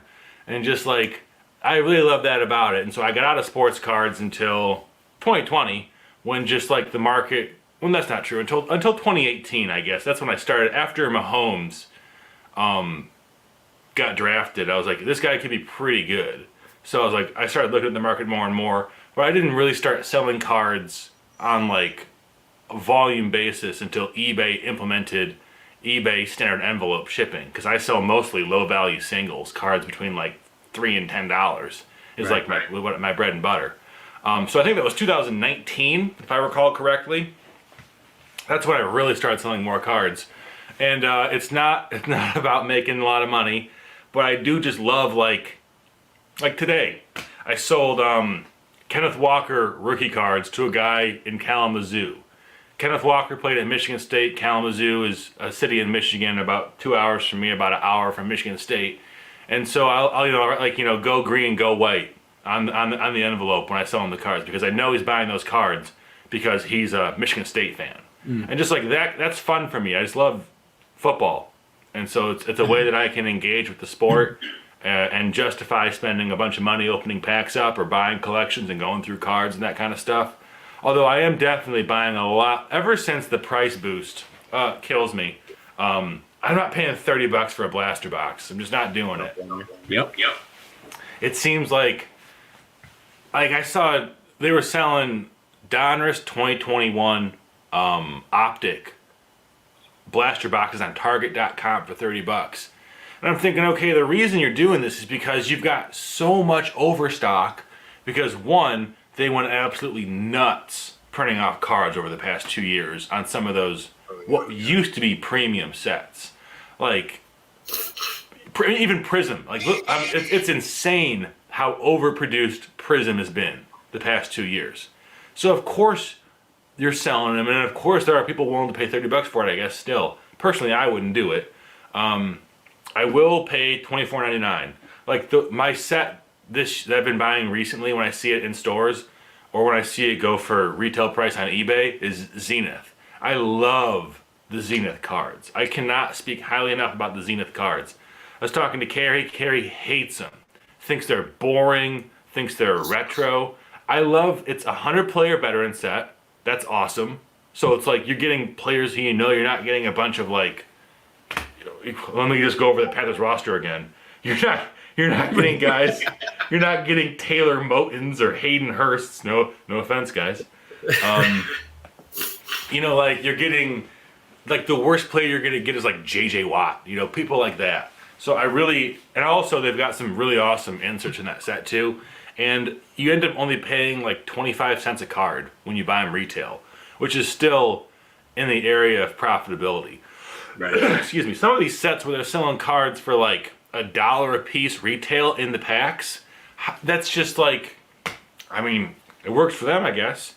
But we'll see what happens, because Fanatics has the new rights to NFL cards starting next year, right? I think in 25. In 25, so in 2 years. We'll just, I can't help but think that Panini is just gonna try, squeeze the last few drops out of this licensing deal that they can. Well, from what I understand, Fanatics has already started trying to lock up some of the big quarterbacks like Bryce Young and CJ Stroud. I'm pretty sure they might be exclusive to Fanatics. I don't like that. That's what Jordan did with Upper Deck, right? I don't like that. I think that's dumb. I get why it makes sense business-wise, but as a collector, I wish that anyone could have a license to print off cards, and it wasn't monopolized by Panini or Fanatics or Topps or whoever. I think it's going to be real interesting when they have it all. Yeah, how much they just charge? PWCC. Fanatics. Fanatics just bought PWCC. What is PWCC? They're a big auction house. Oh, yes. Okay, I know who that is. Yeah, I was thinking that was a sports league or something. Yeah, PWCC. Speaking of offbeat, this is a totally out of left field comment, but I'm going to say it. Did you guys hear about Antonio Brown? No. So Antonio Brown bought a an arena football team, some low division football team in Albany, because his dad played in Albany and he has fond memories rattling around that CTE brain of his, I guess, of Albany. And so he bought the team, and on Memorial Day, he's playing in a game. Oh, damn. Antonio Brown is suiting up to play in Bush League, Arena Football League in upstate New York against a bunch of plumbers and substitute school teachers, and he's going to destroy them. He's going to have 25 touchdowns. I don't see how he can't. I'm excited for it, personally. I think they're called the Albany Empire or something. I don't remember. But I would love to see that guy's card. Antonio Brown in an Albany uniform. Sorry to derail the topic. I'll look it up and see what exactly the Antonio... I follow him on Instagram. That's how I know he was Instagramming about it. I don't even know if I still follow him. I might have unfollowed him after the fiasco. After the insanity? Yeah. Oh my gosh. Antonio Brown in contact with Cam Newton about joining the Arena League. Albany facing potential chaos as Antonio Brown looked to join the team. I like chaos. It's fun to watch. I wouldn't want to be there, but actually I might. Now that I think about it, I would want to be in Albany on Memorial Day to watch Antonio Brown just like shake people. Oh, man. And see Cam Newton get another concussion. Oh. I'm surprised he didn't sign with the team, Cam Newton. Mm-hmm. But they were saying it's because he won't be a backup, which I don't know if I believe that. Because, $8 million is $8 million. It is. Yeah. I feel like a lot of guys will be a backup for $8 million. And that's what Andy Dalton gets. Cam Newton could get what Andy Dalton gets. Yep. Bring him into Indianapolis. Bring him into Houston. Let him take all the hits. He's willing. Yeah. So AB almost got arrested because security didn't know who he was. I saw that. Yeah, the guy, which is insane. How do you not know who Antonio Brown is if Antonio Brown owns your team? You feel like that'd be a memo. Like, hey, we just got bought by Antonio Brown. I would think I would like to know that as a security guard. What's going on? In their defense, he does kind of look like a modern day Nino Brown. It's just like... I wonder if that guy got fired. I bet you he did. Probably. I don't think so. Apparently, Antonio Brown fired the head coach, who took the team to a championship last year in the Arena Football League because they had disagreements. And it sounds like Antonio Brown has disagreements with a lot of people. That was so crazy, just to see him tear his shirt off and walk off the field. And he was like live posting on Instagram, like as he's like taking a cab from the. Well, that's crazy. Have you seen maybe you remember, because he was a CMU guy, Central Michigan. It's actually kind of sad. He had like a broken family and stuff, and he bounced out of his first college he went to, and then when he went to CMU, he lived with the coach, and the coach was like a father figure to him, and I think I don't know. But he that was good for Antonio Brown. And then when he went to the Steelers, Tomlin really, was a good presence for him as well. And if you watch the interviews of him in his first few years in Pittsburgh versus whatever he's doing now, it's just like, okay, is that all? I mean, CTE is the joke, right? But it can't all be that. It has to be actually like, what's actually going on, man? Maybe he's just doesn't care anymore. Maybe you can hit a certain level of like having money where you're just like, I don't care. I'm going to act however I want to act in every circumstance and almost get arrested 15 times. I heard when he got his first really, really big contract, a lot of the teammates said he went from being Antonio to AB. He was just like a different guy from that point on. And then it just got to the point where every year he just pushed the boundaries more and more with what he could get away with until finally they just wouldn't let him get away with stuff anymore. Yeah, that sounds about. I mean, that's a very realistic explanation of how that happens. It doesn't happen overnight. It's just like okay, like you're good enough. Yeah, well, we're not exactly the team we were 3 or 4 years ago. Did he leave after Le'Veon Bell? I want to say might have been the year before or after. I can't remember. Yeah, that was a Actually, very it might have been the tumultuous same season. Actually, he might have walked. I think it was. Yeah, same season. Yeah, Le'Veon got hurt and then sat out and then went to the Jets. And the year he went to the Jets, Brown Raiders. Is that right? Yep. Mm-hmm. For like 6 weeks. I never watched that because they did a Hard Knocks on that, and I hear it's absolutely insane. You can imagine it's him. Yeah, Gruden and Vontaze Burfict, whatever is that his first name, Vontaze? But Yeah. Burfict, Antonio Brown, and just like a lot of strong personalities. To say the least. Yes, that is true.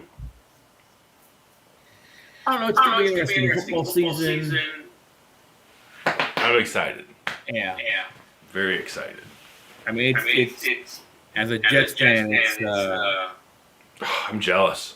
it's just I don't know. To all of a sudden know that you have a shot. It may not work, but you have a shot that we haven't had in basically since I've been a fan. The best defense that I can remember the Jets having, maybe there was a team with Revis that was the defense was equally as good. But then to get Rodgers is just like, how do you get so lucky? We got Jared Goff and we were happy. And then you get Rodgers. It just doesn't seem right. But one of the reasons why we could get him is because our skilled positions are all on rookie contract. Yeah, no, I mean, I get it, but I don't think it's fair. That's what I mean. I'm glad he's out of the NFC North, although he was getting kind of easy to beat near the end. And man, what a unusual franchise, the Packers, how they do things up there. Like, just not having an owner who's like the general of the team. Right. And it all being very bureaucratic just seems like, I mean, I'm glad that they're owned by the fans and all that cool stuff, but it just seems like they kind of push players to the curb unceremoniously. I mean, like someone like Jordy Nelson, like, Yep. just kind of unfortunate how they do that. Brett But Favre, Randall Cobb the first time he was there. yeah, and then they brought him, like almost pity brought him back, seemed like. Well, they brought him back Because for Rodgers Rodgers. wanted him. Rodgers wanted him back. Yeah. Well, and now look who's got him. The The Jets. Jets. I love it. That's what I want to see Bakhtiari go to the Jets too. That was like the three main guys, the buddies or whatever. Randall Cobb, Aaron Rodgers, and Bakhtiari.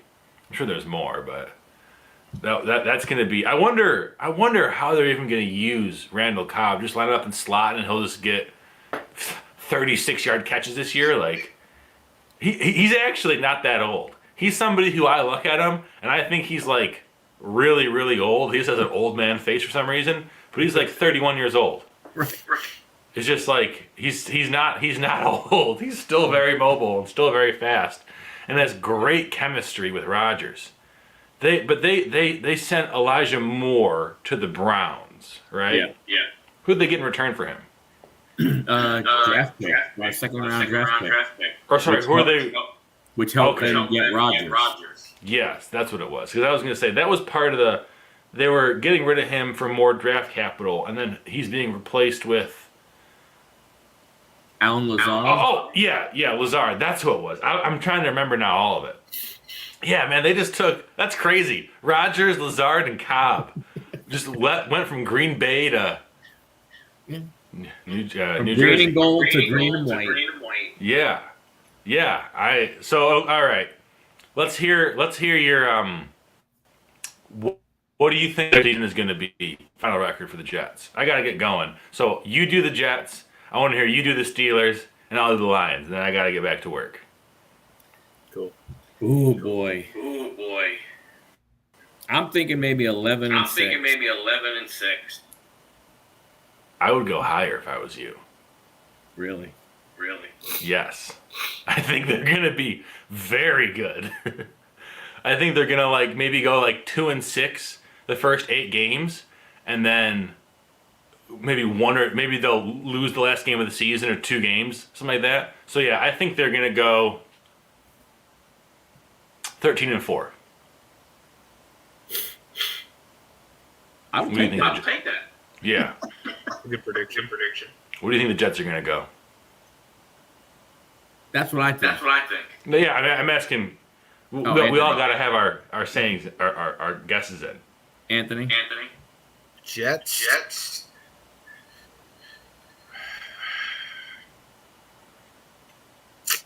I'm gonna say 10 and 7. I wonder what the line is. I have no idea. I'm going to look it up right now. And that's only because I'm gonna say Miami. Sorry, Bert.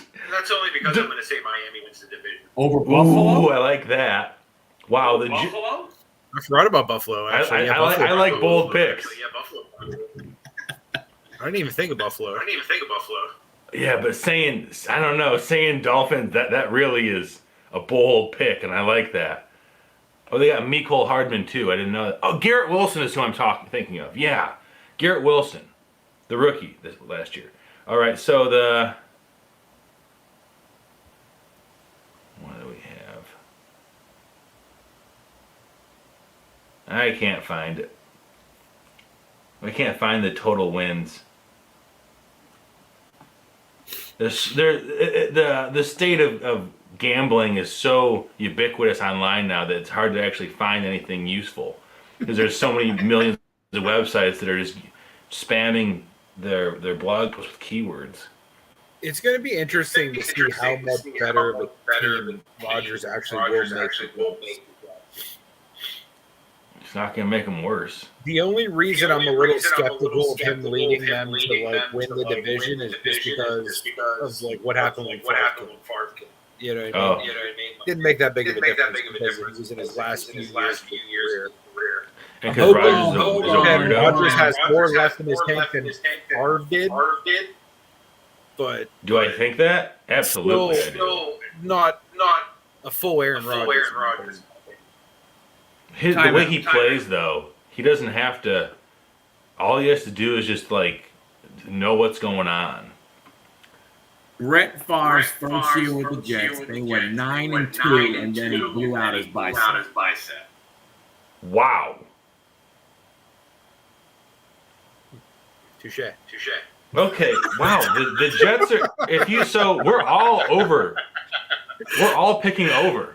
I just assumed that he was trash with you guys because he went to Minnesota right away. No, because he had the issue with sending illicit pictures. And so he had to get out of town, and then he wanted to beat the Packers. The line for the Jets is 9.5 season wins as of March 28th. So is that after they had Rodgers?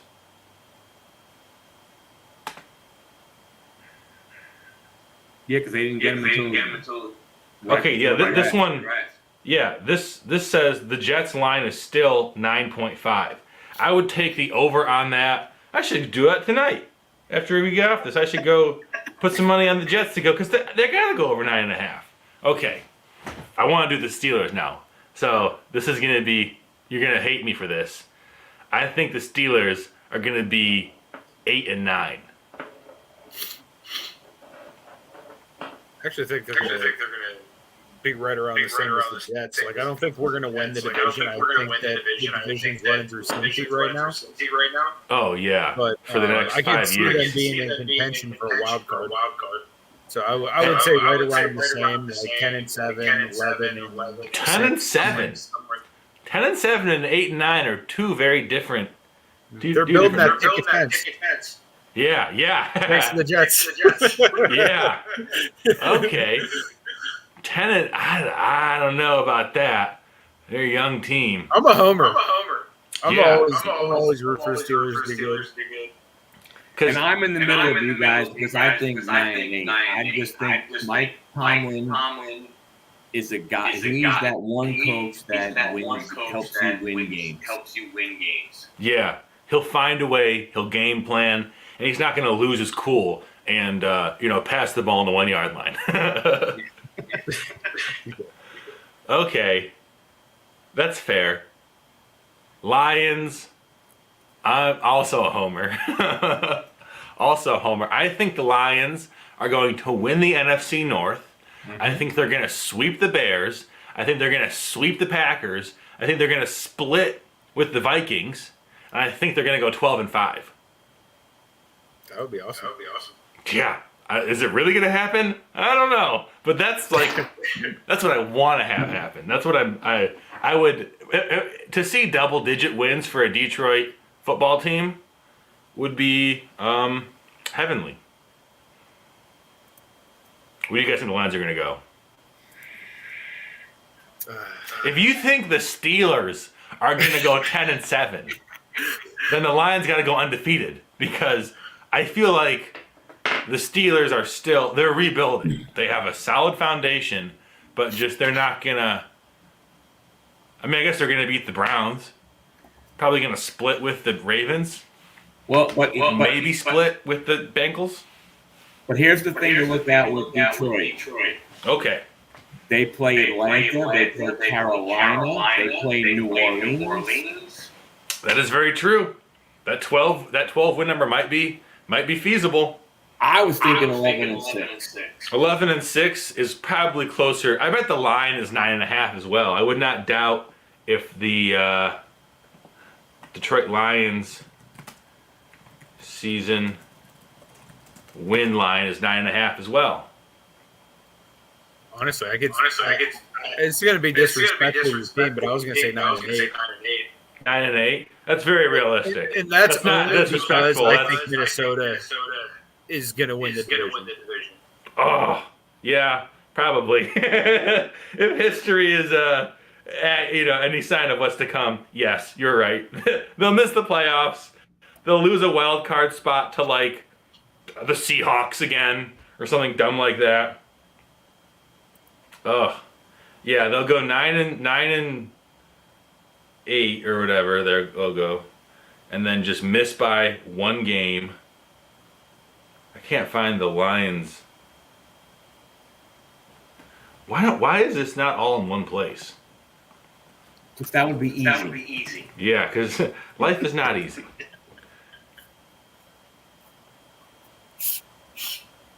That sucks. Commanders can't trademark their own. You think that'd be something you'd look into after waiting for multiple years to rechange your name? Who? Washington. The Commanders. What can't they do? Firestarter said that they can't trademark their team name. Huh. Why? I don't know. Somebody must already have Lions are also at 9.5, same as the Jets.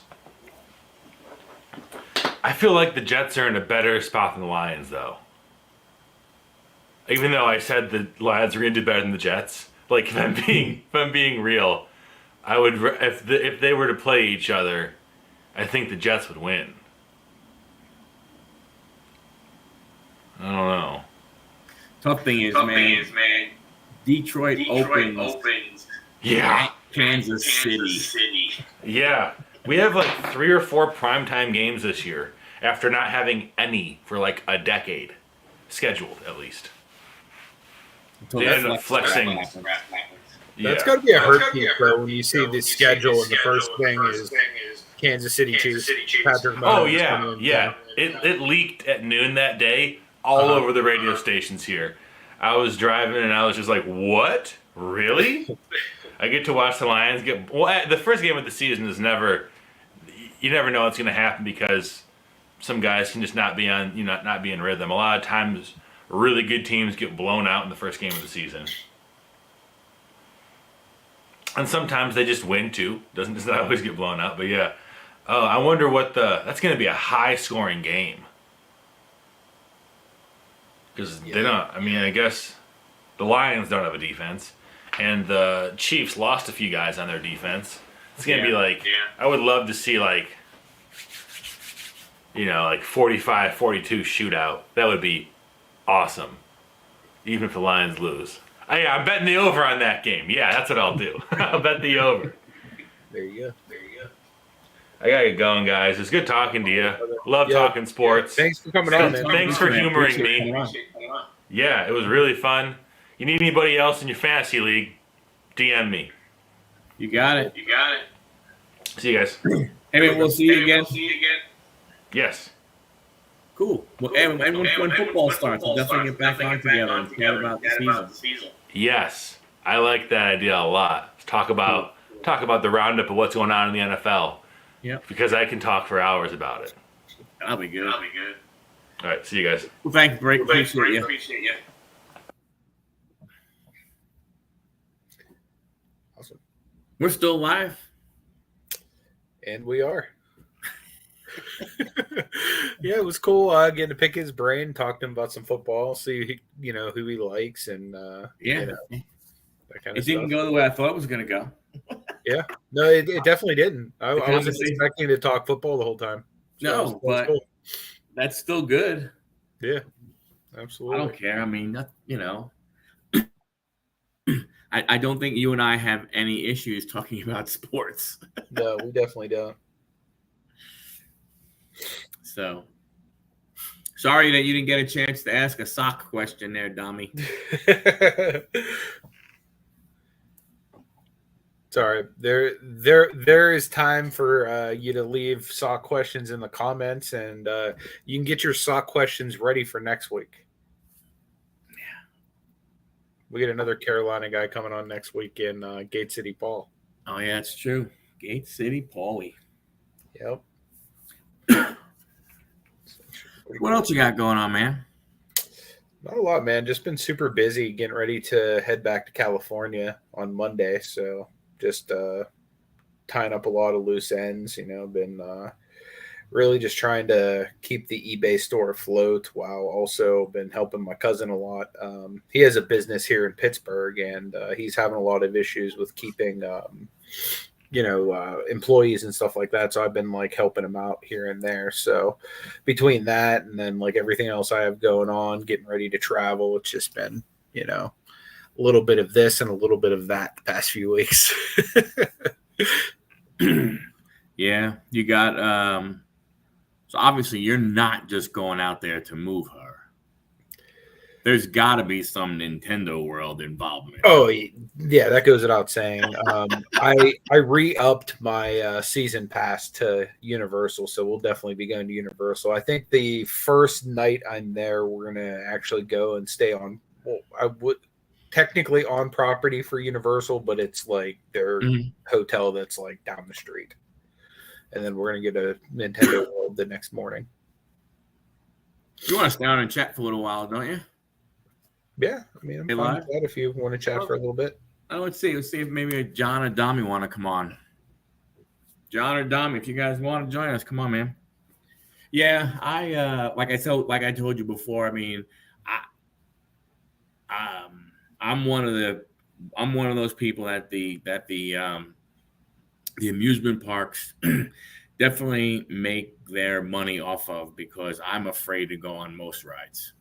Yeah. I mean, I have a literal fear. It's not like make-believe. I mean, I literally, I have a fear of going on rides. Yeah, I don't go on any of the crazy, intense ones, but more of the more mellow ones I'm pretty cool with going on. Dude, I'm afraid to go on the roller coaster ride that you see in the parking lots of those little freaking carnivals, the ones that just do this. Yeah, I'm scared. I'm afraid of those, bro. I mean, I think the last one that I went on,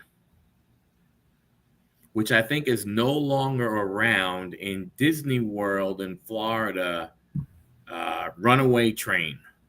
Okay. Because the truth is, I had to go ahead and man up because, my kids were there and they're like, we want to go. Okay. I had the depth grip. My knuckles were as white as could be.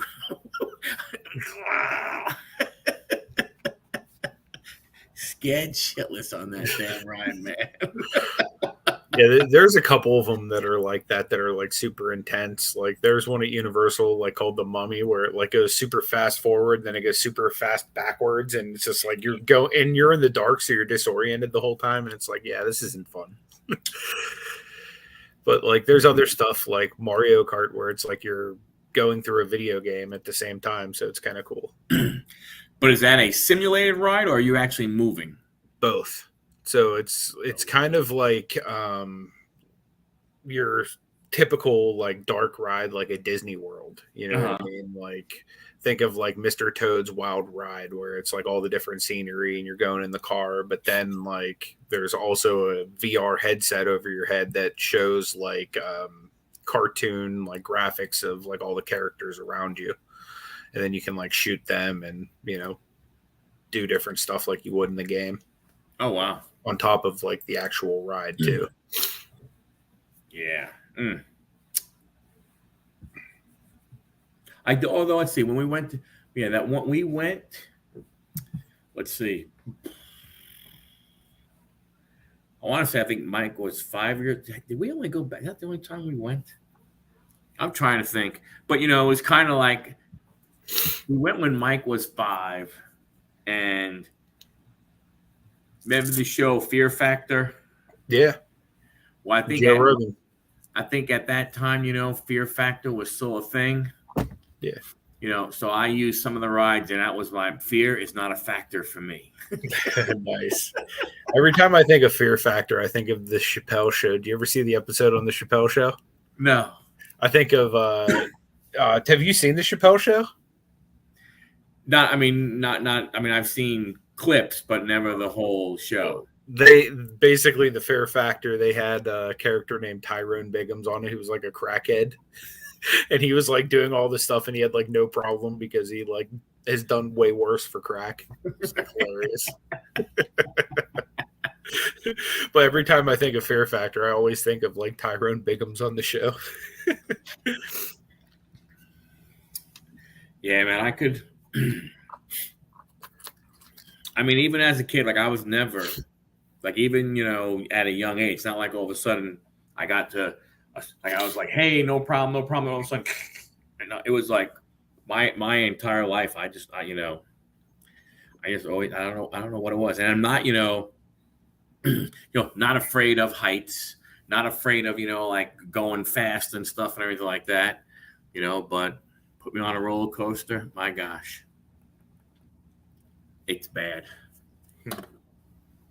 Bad. Yeah, I'm like that on the ones that like go upside down and it like feels like you could fall out. Like those ones I'm always a little bit iffy on. Like anything where I feel like insecure, like I could fall to my death.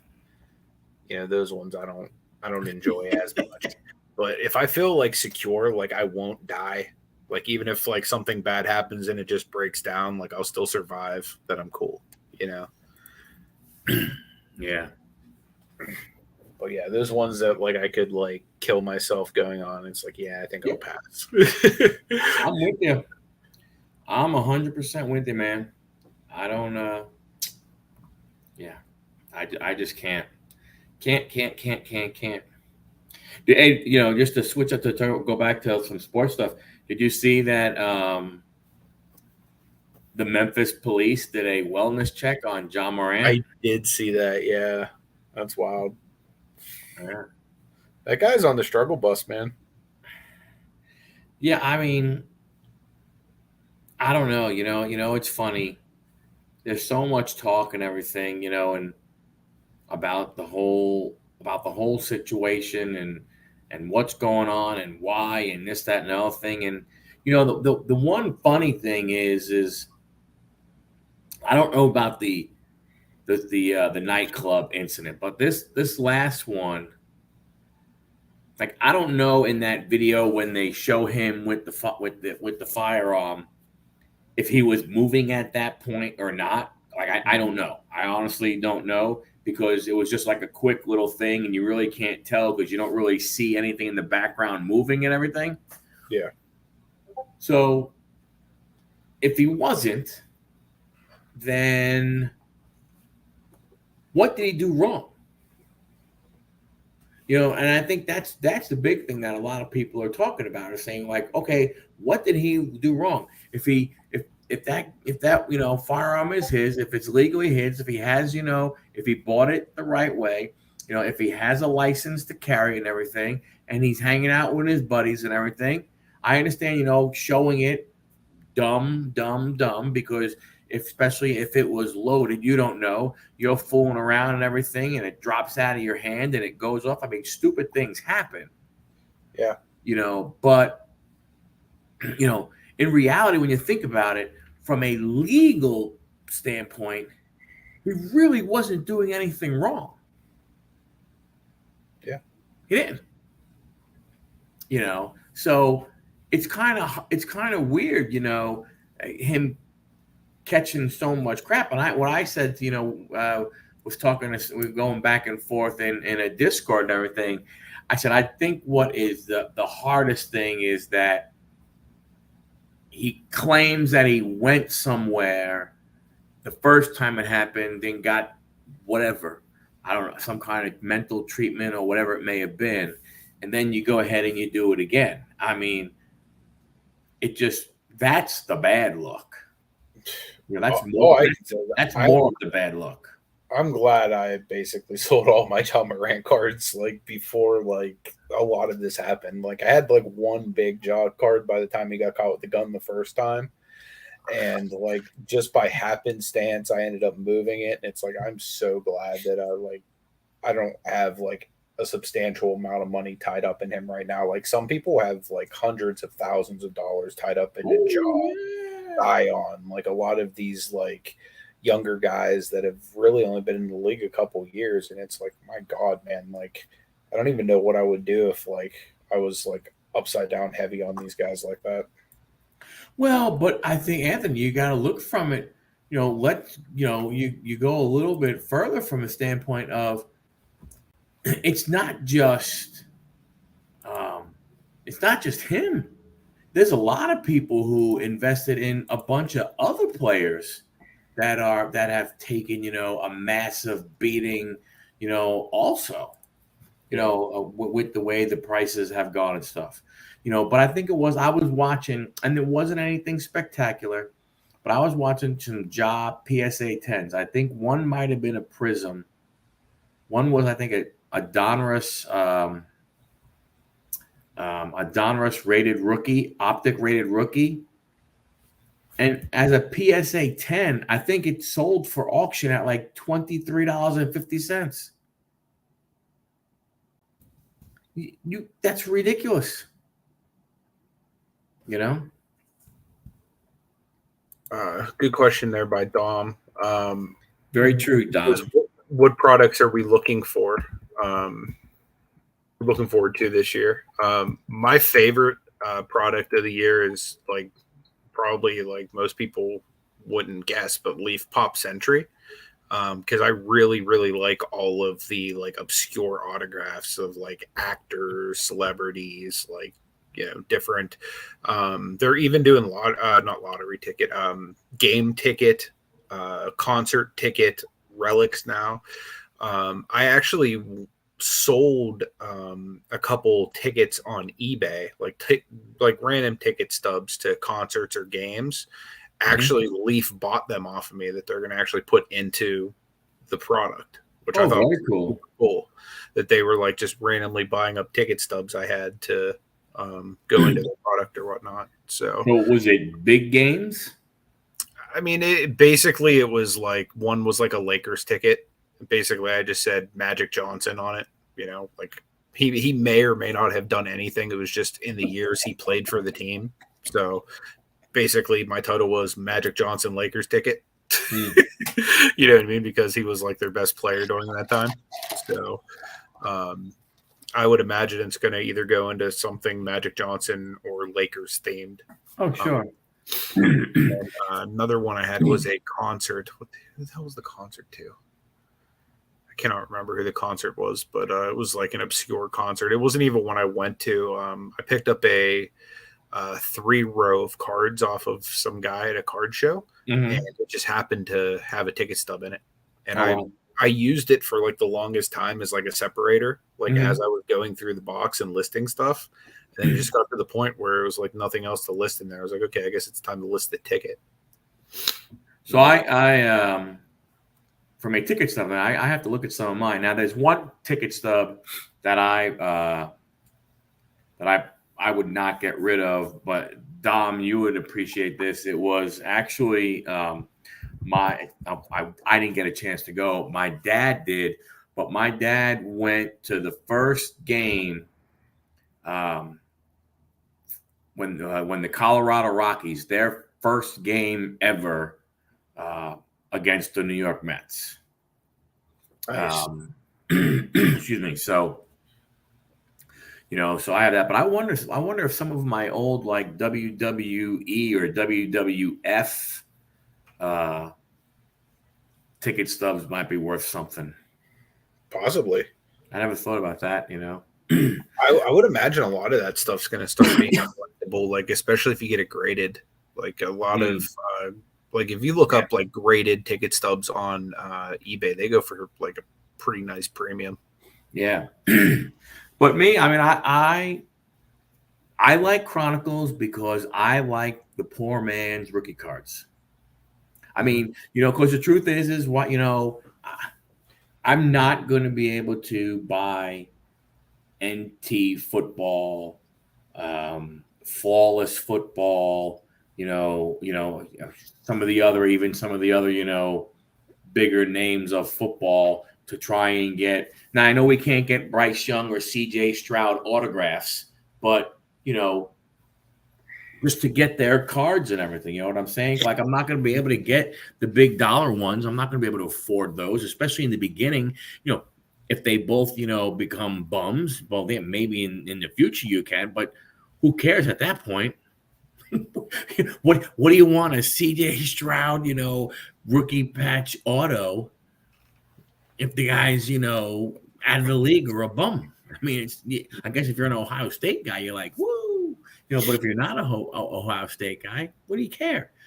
So that's one of the things that I like about Chronicles. I have, some Zions and some Jaws, and from a football perspective, I have some Trevor Lawrence, I have some Trey Lance, hopefully some of these, but I mean, again, it's that stuff. That's one of the reasons. That's one of the reasons why I like Chronicles, just for that. But I think I really have to sit down and think about it. But part of it's tough when you want to make content. I don't know who Cheesecake Stroud is. When you want to make sound delicious, though, doesn't he? Yeah. Well, if it's Italian cheesecake, yes, real Italian cheesecake with ricotta cheese, not with good stuff, cream cheese. None of that shit. But like looking at a buying strategy, I'm considering probably looking to, maybe one or two, of a blaster or something like that, but really considering going the Marty route, not in the amount of the Marty route, but just in the buy a hobby box side of the Marty route. Just because it's, I think it's just, there's just, at least you can get an autograph, right? Or you're supposed to, unless you get paninied, right? And true, with my luck, you get that, that 8th tight end that was selected in the NFL draft and everything, I don't get the Bryce Young or the other one, but at least you seem to get something because, some of these things, especially now with the price, obviously it depends on the price, right? But on some of this product and everything, I was looking. What was I looking at? I forgot what it was, but it was like $30 or $35 for a blaster. But a hobby box was like $149. It's like, well, hell, you open up 4 blasters and you're at around 120 to 135 bucks with no possible chance of getting anything. Correct. And I'd spend $15 more, and at least you have a chance of getting. Even parallel wise, you're going to be guaranteed parallels in a hobby box and numbered cards. So even in those 4 blasters, you'll probably get some parallels, but you're not going to get as many parallels as you would in a full hobby box, and you're not guaranteed any numbered cards, which in a hobby box you would be as well. So on top of like the guaranteed relic and or auto that you normally would get too. That's true. I didn't even think about that other side. I was just thinking from the auto side, but all the other pieces that you can go ahead and get. Yeah, I mean, really, you can break down a hobby box a lot easier. Like, even if you just factor in like rookies alone, like a lot of times, like if you break like a hobby box of like Donruss, you're going to get X number of rookies. That the rookies alone, and inserts alone, like not even talking about like your, bigger cards could be close to getting you, even on some of those boxes if you're getting good enough rookie cards. That's true. I didn't like say a bigger set drops and it's like Zion hype or like this year Wembanyama hype. You know what I mean? One of his rookie cards are probably going to go for a premium. Wembanyama? Yeah, especially if it's like a newer hobby box that you're picking up. And you say you even just get a base hoops Wembanyama. Like the base LaMelo Ball hoops was worth like a good bit whenever that first came out. You know what I mean? So like I would imagine like as some of these newer sets start to drop, like it'll be Zion Mania all over again with Wembanyama.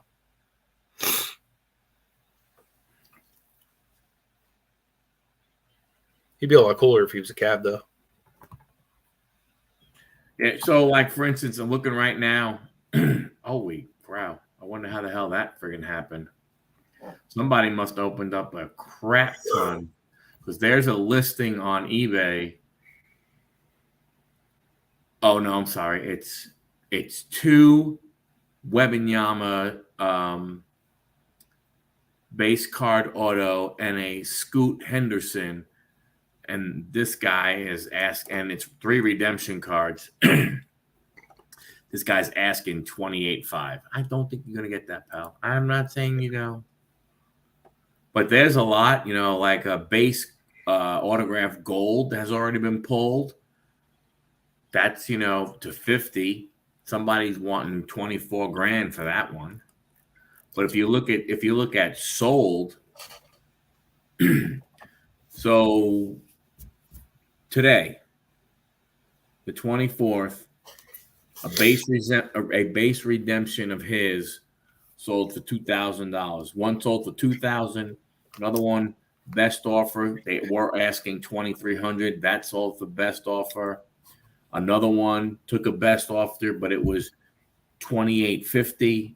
Another one took a best offer that sold yesterday, but their list price was $23.50. $2,400. A blue to 99. 62 bids, dude. $4,500. And the dude hasn't done a damn thing. What's crazy? His Sports Illustrated for Kid card. He had one of them too. Is selling for more than LeBron James's right now. What did you have any? I have the LeBron one. I don't have the Wembanyama, but it's just crazy to think like he's the most hyped player since LeBron. True. Even if he lives up to the hype, like it's going to go down in value because LeBron's isn't even that high. That's the crazy part. Yeah, and that's was asking, are you live tomorrow? I will not be live tomorrow because I'm still unfortunately going to be in Statesville, North Carolina. Well, that's what's so odd about the collectibles market that we are in. It's that,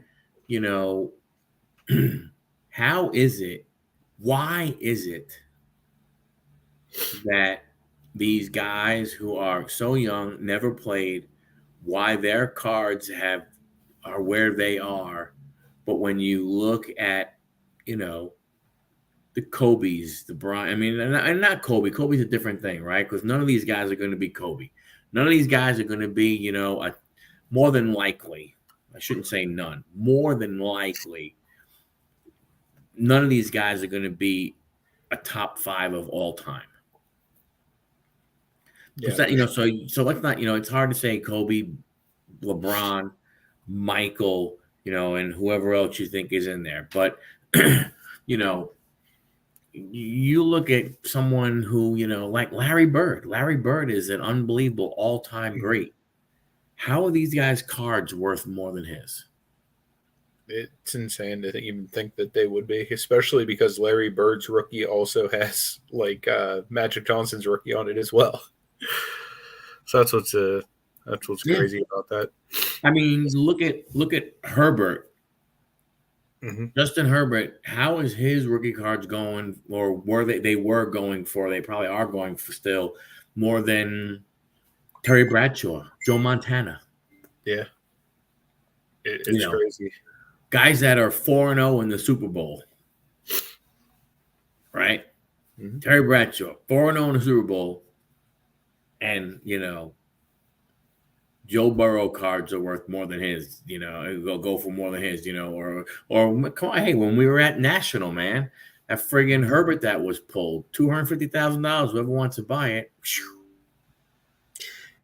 I mean, it's just ridiculous. It is wild, man. The things that you almost wish you would have known a couple years ago, could have not only saved yourself but a lot of other people a ton of money. Right. I mean,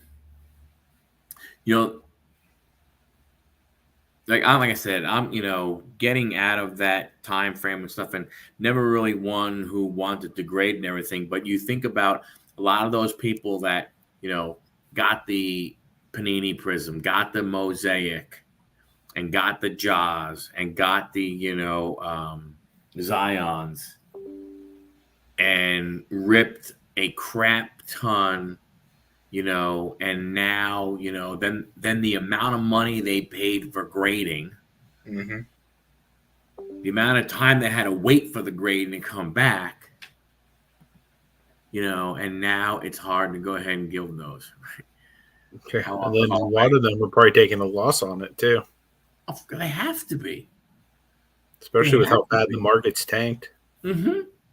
All the secondary ones, even if you were able to get it on the market, you can't. Now, here's the funny thing about those two guys. The truth is if you were to sit there and say, hey, you know what, I have $1,000 that I don't mind, that I want to go ahead and gamble with, mm-hmm. John Zion at the prices that I think some of their cards are at, probably would be a pretty good gamble.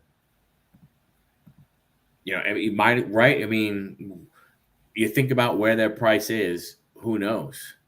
I mean, will it go back up to, because I think at one time, Jaws base Panini Prism was damn near $6,000 for a PSA 10. It's crazy. That's absolutely nuts. Mm-hmm. And now you could probably buy that card for, I don't know what, maybe $100, $150.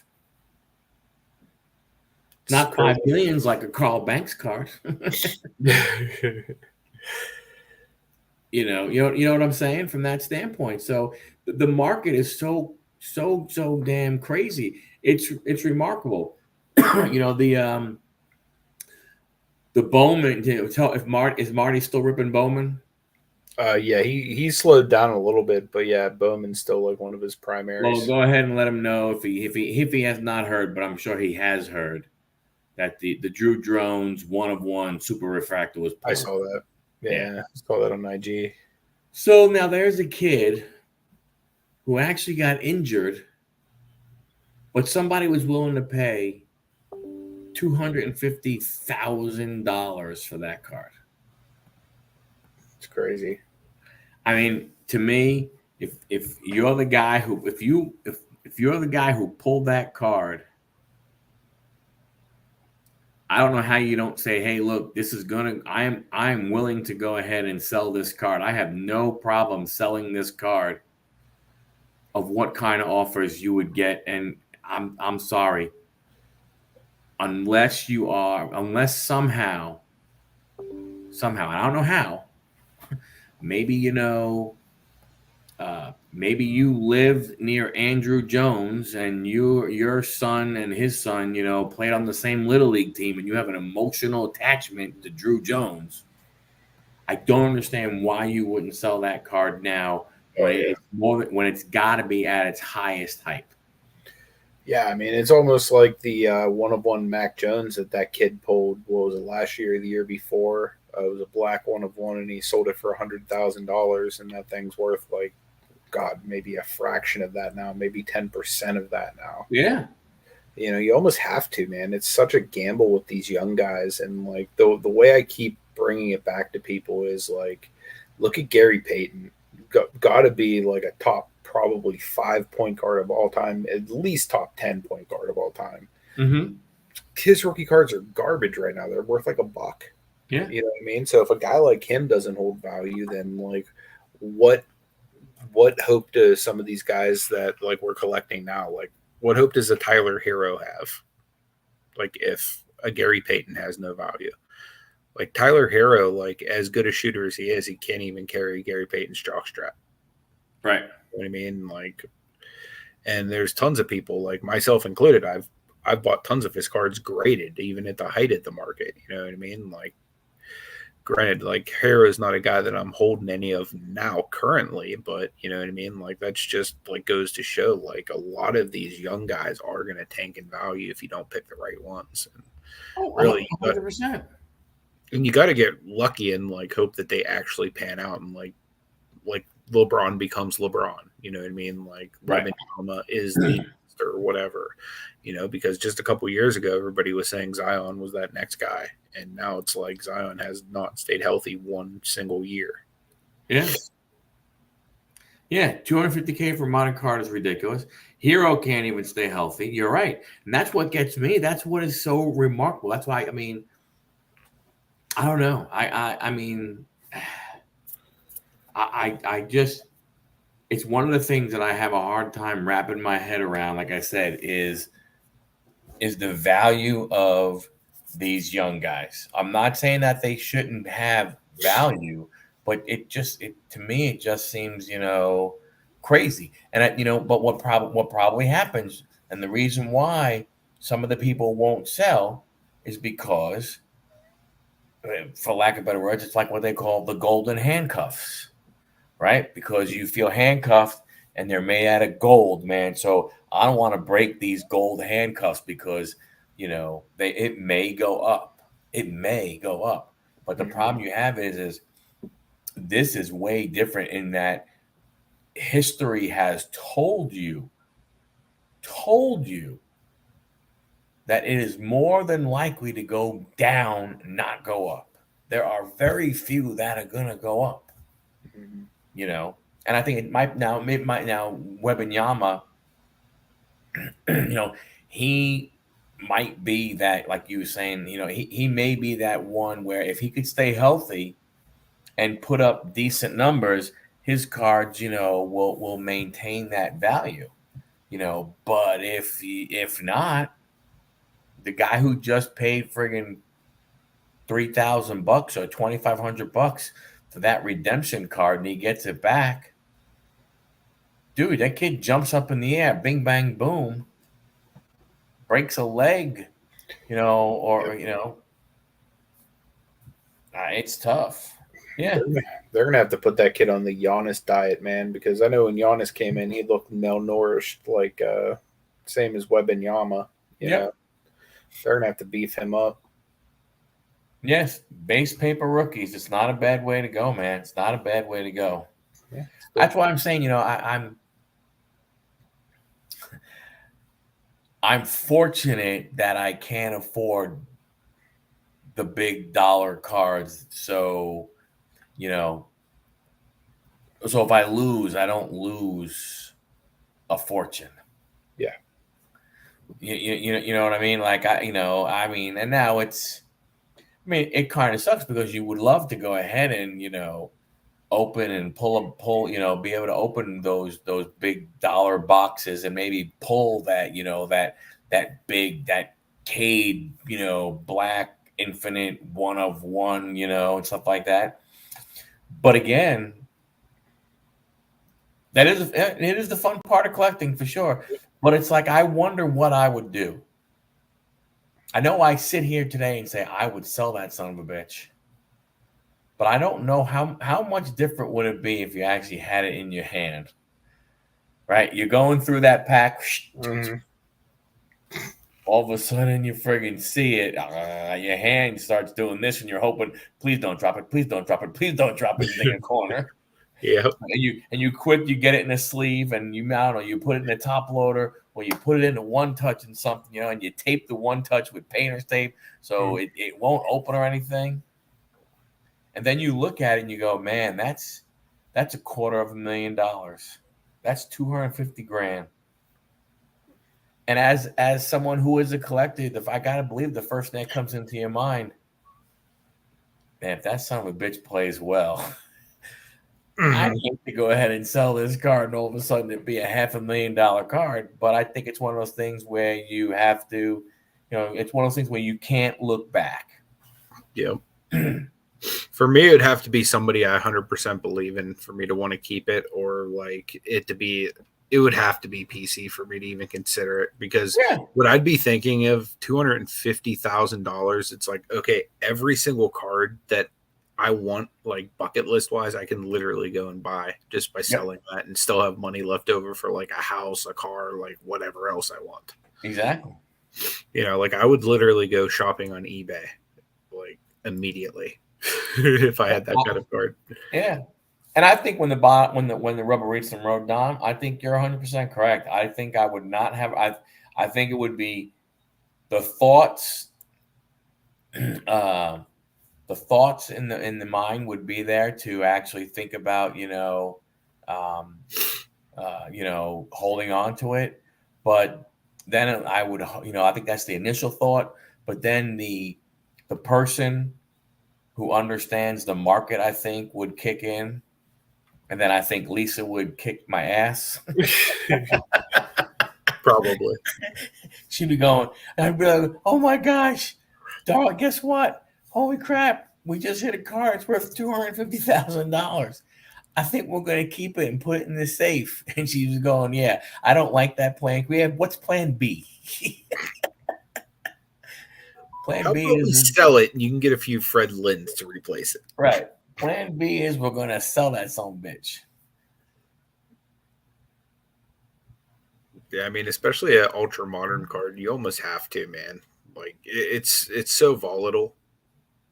I mean, unless you're like rich and you don't care about losing like hundreds or thousands of dollars at a time, it's not a big deal. But I mean, any other person, like even if you're like middle class and like money matters, it's like you almost have to cash in on that. But I think that's when the normal collector becomes that investor for a short period of time. Mm-hmm. Right? Because the person who pulls that card, and I don't know what it was pulled out of. I don't know if it was pulled out of a blaster or a hobby box. I just heard it, I saw the same thing that was pulled, I think, in Dayton, Ohio. I don't know what it was pulled out of. It'd be flipping unbelievable if it was like pulled out of a blaster that they got, online from Target.com or something crazy like that. That would be freaking nuts. I'm the same way, Dom. Says he PCs B-level players besides Jimenez. Outside of LeBron, I do too. Like, I mean, basically my big PCs besides LeBron are Anderson Varejao, Cordell Stewart, Ben Roethlisberger, Hines Ward, different Cavalier players that have been throughout the years. Ildrunas Zilgauskas. Like that's my guy. Big Z, you know, like Mark Price, like those type of guys that like aren't valuable at all, but Yeah. like the people I grew up watching. No, I'm with you. I don't, I'm and then even it's not even necessarily like, a B level prospect or a B level player. There are some A level players that, we like, but we buy their B level cards. Mm. you know, what I'm saying? Like, from that, yeah, it's a lot easier to get your hands on cards like that. But I think that's the way I look at it from that standpoint. I think that's why I think, when you're that guy who hits that big card, I think that's when all of a sudden you look at it and you look at, for a lot of people, you spend $30 on a blaster, or let's say it was in a hobby box, and I don't know what the hobby box was going before, but I don't care if it was a $300 hobby box, right? If it's one of those two and you pull that, for a lot of people, for more people in the hobby than not, 250,000 is life changing. Yeah. And not life changing, and all of a sudden they get to retire, so on and so forth. But to your point, life changing from now, those cards that you thought you may never be able to get are now within reach. Absolutely. It's not that big of a deal anymore to go out and buy $1,000 card. Whereas before it was like it would take every card you have to trade up for $1,000 card. Right, exactly. My 3 to 5 are Anthony Kay, Justin Dunn, Daz Cameron. No one else collects those guys. That might be true. So I like those obscure guys. Like nothing would make me happier than like just binder after binder of like Cordell Stewart cards and like just crazy stuff like that. You know what I mean? I still I got a DM the other day from Mark, the guy who runs a Pittsburgh card show, and he's like, "Hey man, I got a stack of Cordells for you," and it was just like gave me one of those big old Grinch smiles, just thinking of like all of these new Cordell Stewarts that are about to hit my possession. Whereas they're worth absolutely nothing. You know what I mean? Like they might be $1 box, 50-cent box type cards, but like to me, it's like that's what I was collecting heavy as a kid. So it's like I love that. I think that's the difference. I think because we're collectors who, I don't know if we invest in a player to consider to resell, but our investment in the hobby is to be able to, to sell, to be able to buy what we like, to keep. I don't know how. I mean, I honestly, I'm not sure. I don't know how many cards that I have looked at buying and go, "Ooh, I can resell this for, way, way, way more money." But I mean, I have thought, man, if I go through the $1 box or the 50-cent box and I find some Patrick Mahomes or Justin Herberts, yeah, I can sell those for maybe $3, $4, maybe $5, right? You know what I'm saying? But I'm not looking at, a PSA 10 of player X and buying it at $400 or $500 with the thought that, man, that's going to go up to $1,500, $1,800, $2,000, right? Yeah. I just don't, I don't think that way. Because I mean, to me, if you're going to spend, $500 on one card, that's, to resell, you better know the market and you better know that that's going to go up. For sure.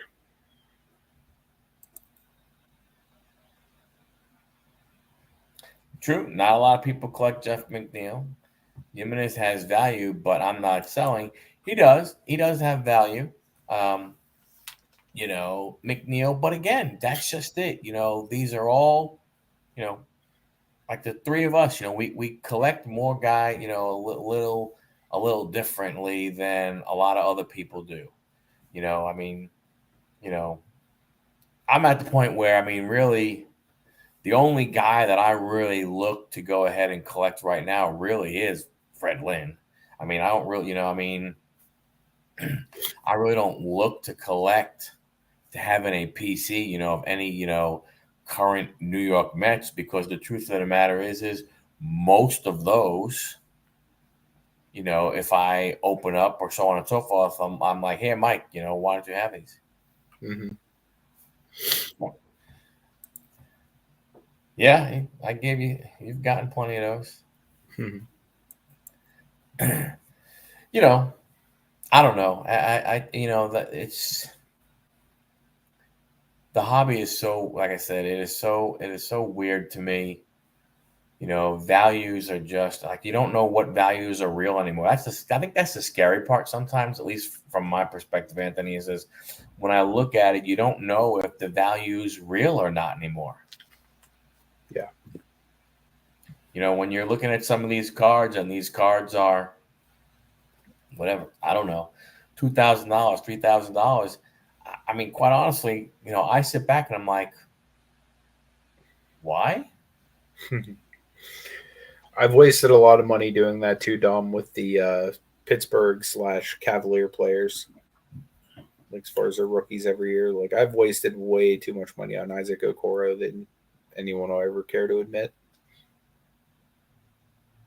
But when you were buying him, were you buying him for an investment?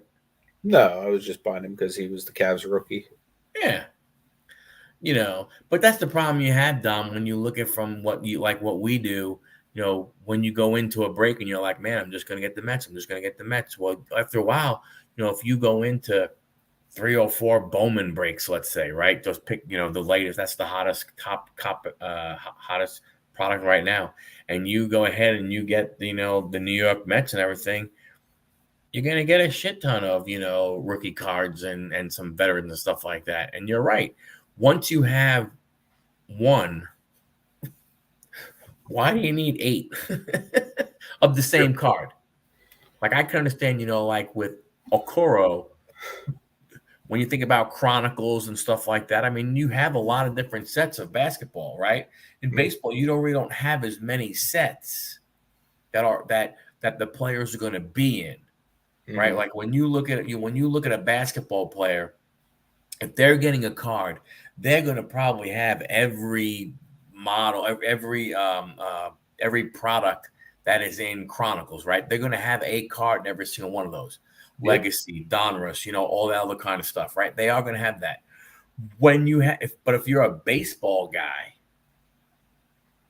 right, you have Topps. Okay, you know, and then, you know, then maybe you have then you have Topps Chrome, right? Or then you have, but so you have to buy into completely different sets to get a whole array of a baseball player, you know?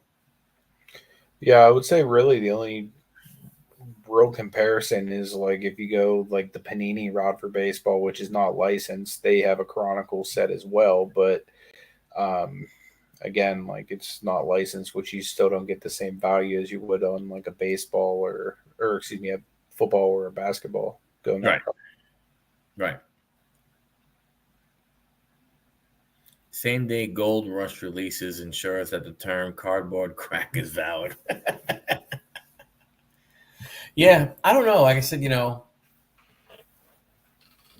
I'm trying to figure, you know, it's funny, you know, I keep thinking about, you know, of inventory and everything. What am I going to do? What am I going to do? What am I going to do? But you saw when you came over, you know, my thing is like, I just don't even know where to start anymore. That's why, after my daughter's wedding, you know, when I know I really don't have a lot going on, I know, yeah, I may be traveling, but when I can sit down, I'm going to sign up for just the $9 Card Dealer Pro, which did you see? I don't know if you saw, but if you're planning on going, if you're considering Card Dealer Pro, JMac has a promo code. Oh, nice. Whatever level you sign up for, you get 500 free scans. Nice. I should probably go do that, especially after we belittled his favorite team on the show tonight. Oh yeah. I mean, Blake like legit went through the entire roster and crapped on him. That's true, man. I forgot about that. Oh, damn. But yes, I did see that video that he put out. Yeah. we talked about that. Yeah, absolutely.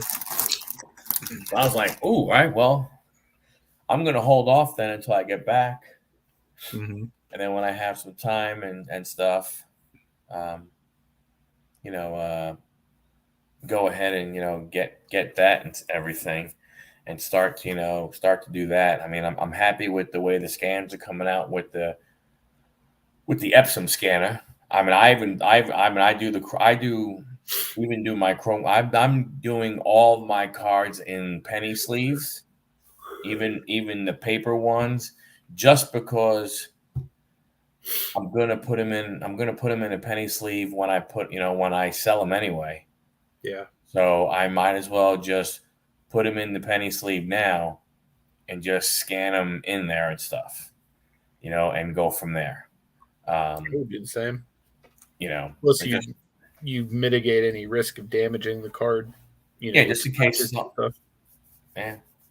Just in case something happens in the scanner, it gets stuck or one gets pulled in with another one and so on and so forth. But that's what I believe. I mean, it's just so hard, man. Because it's like my problem that I have is if I could go and just grab one of my one row boxes and everything like that. And I mean, whether it's, let's say, like pro set hockey or pro set football, if I want to put them on and everything like that, I mean, I could have them. If I were to get whatever the base level is, if I were to try real hard, I could use those in a week. Nice. Just because that's how many cards I got. Yeah. From that standpoint. I mean, that's how many flipping cards I got. It's a good problem to have. Yeah, great problem to have. So. Well, all right, man. Thanks a lot, buddy. Thanks for hanging out. Sorry for appreciate you, Dommy, man. Thank you for hanging out with us, brother. Yeah, appreciate you guys as always. Always appreciate it. Wish we didn't have the sound issue, but really there wasn't much we could go ahead and do. Yep. It is what it is. Yeah. I think it would be pretty cool to get him in a fantasy league, though. That would be cool. Learn some more stuff. But all right, brother. Alrighty, man. Have a good one. When do you leave? Monday. All right. Well, if I don't, I'll talk to you before then. I'm sure we'll have a text or something go back and forth. But I'm sure. Safe travels, brother. Appreciate it, man. Catch you later. Thanks, everybody. Alrighty. Enjoy. Have a great Memorial Day. Got to talk to you more about the base to make up mystery packs for a teacher friend. You got it, man. Let me know what you want to do, Dommy. Go ahead and you can give me a call. I mean, if you're not doing it tomorrow night and you want to actually talk on the phone, give me a holler because I'll be sitting here doing nothing in the freaking hotel again. Catch you later. Thanks, man. Bye. See you guys.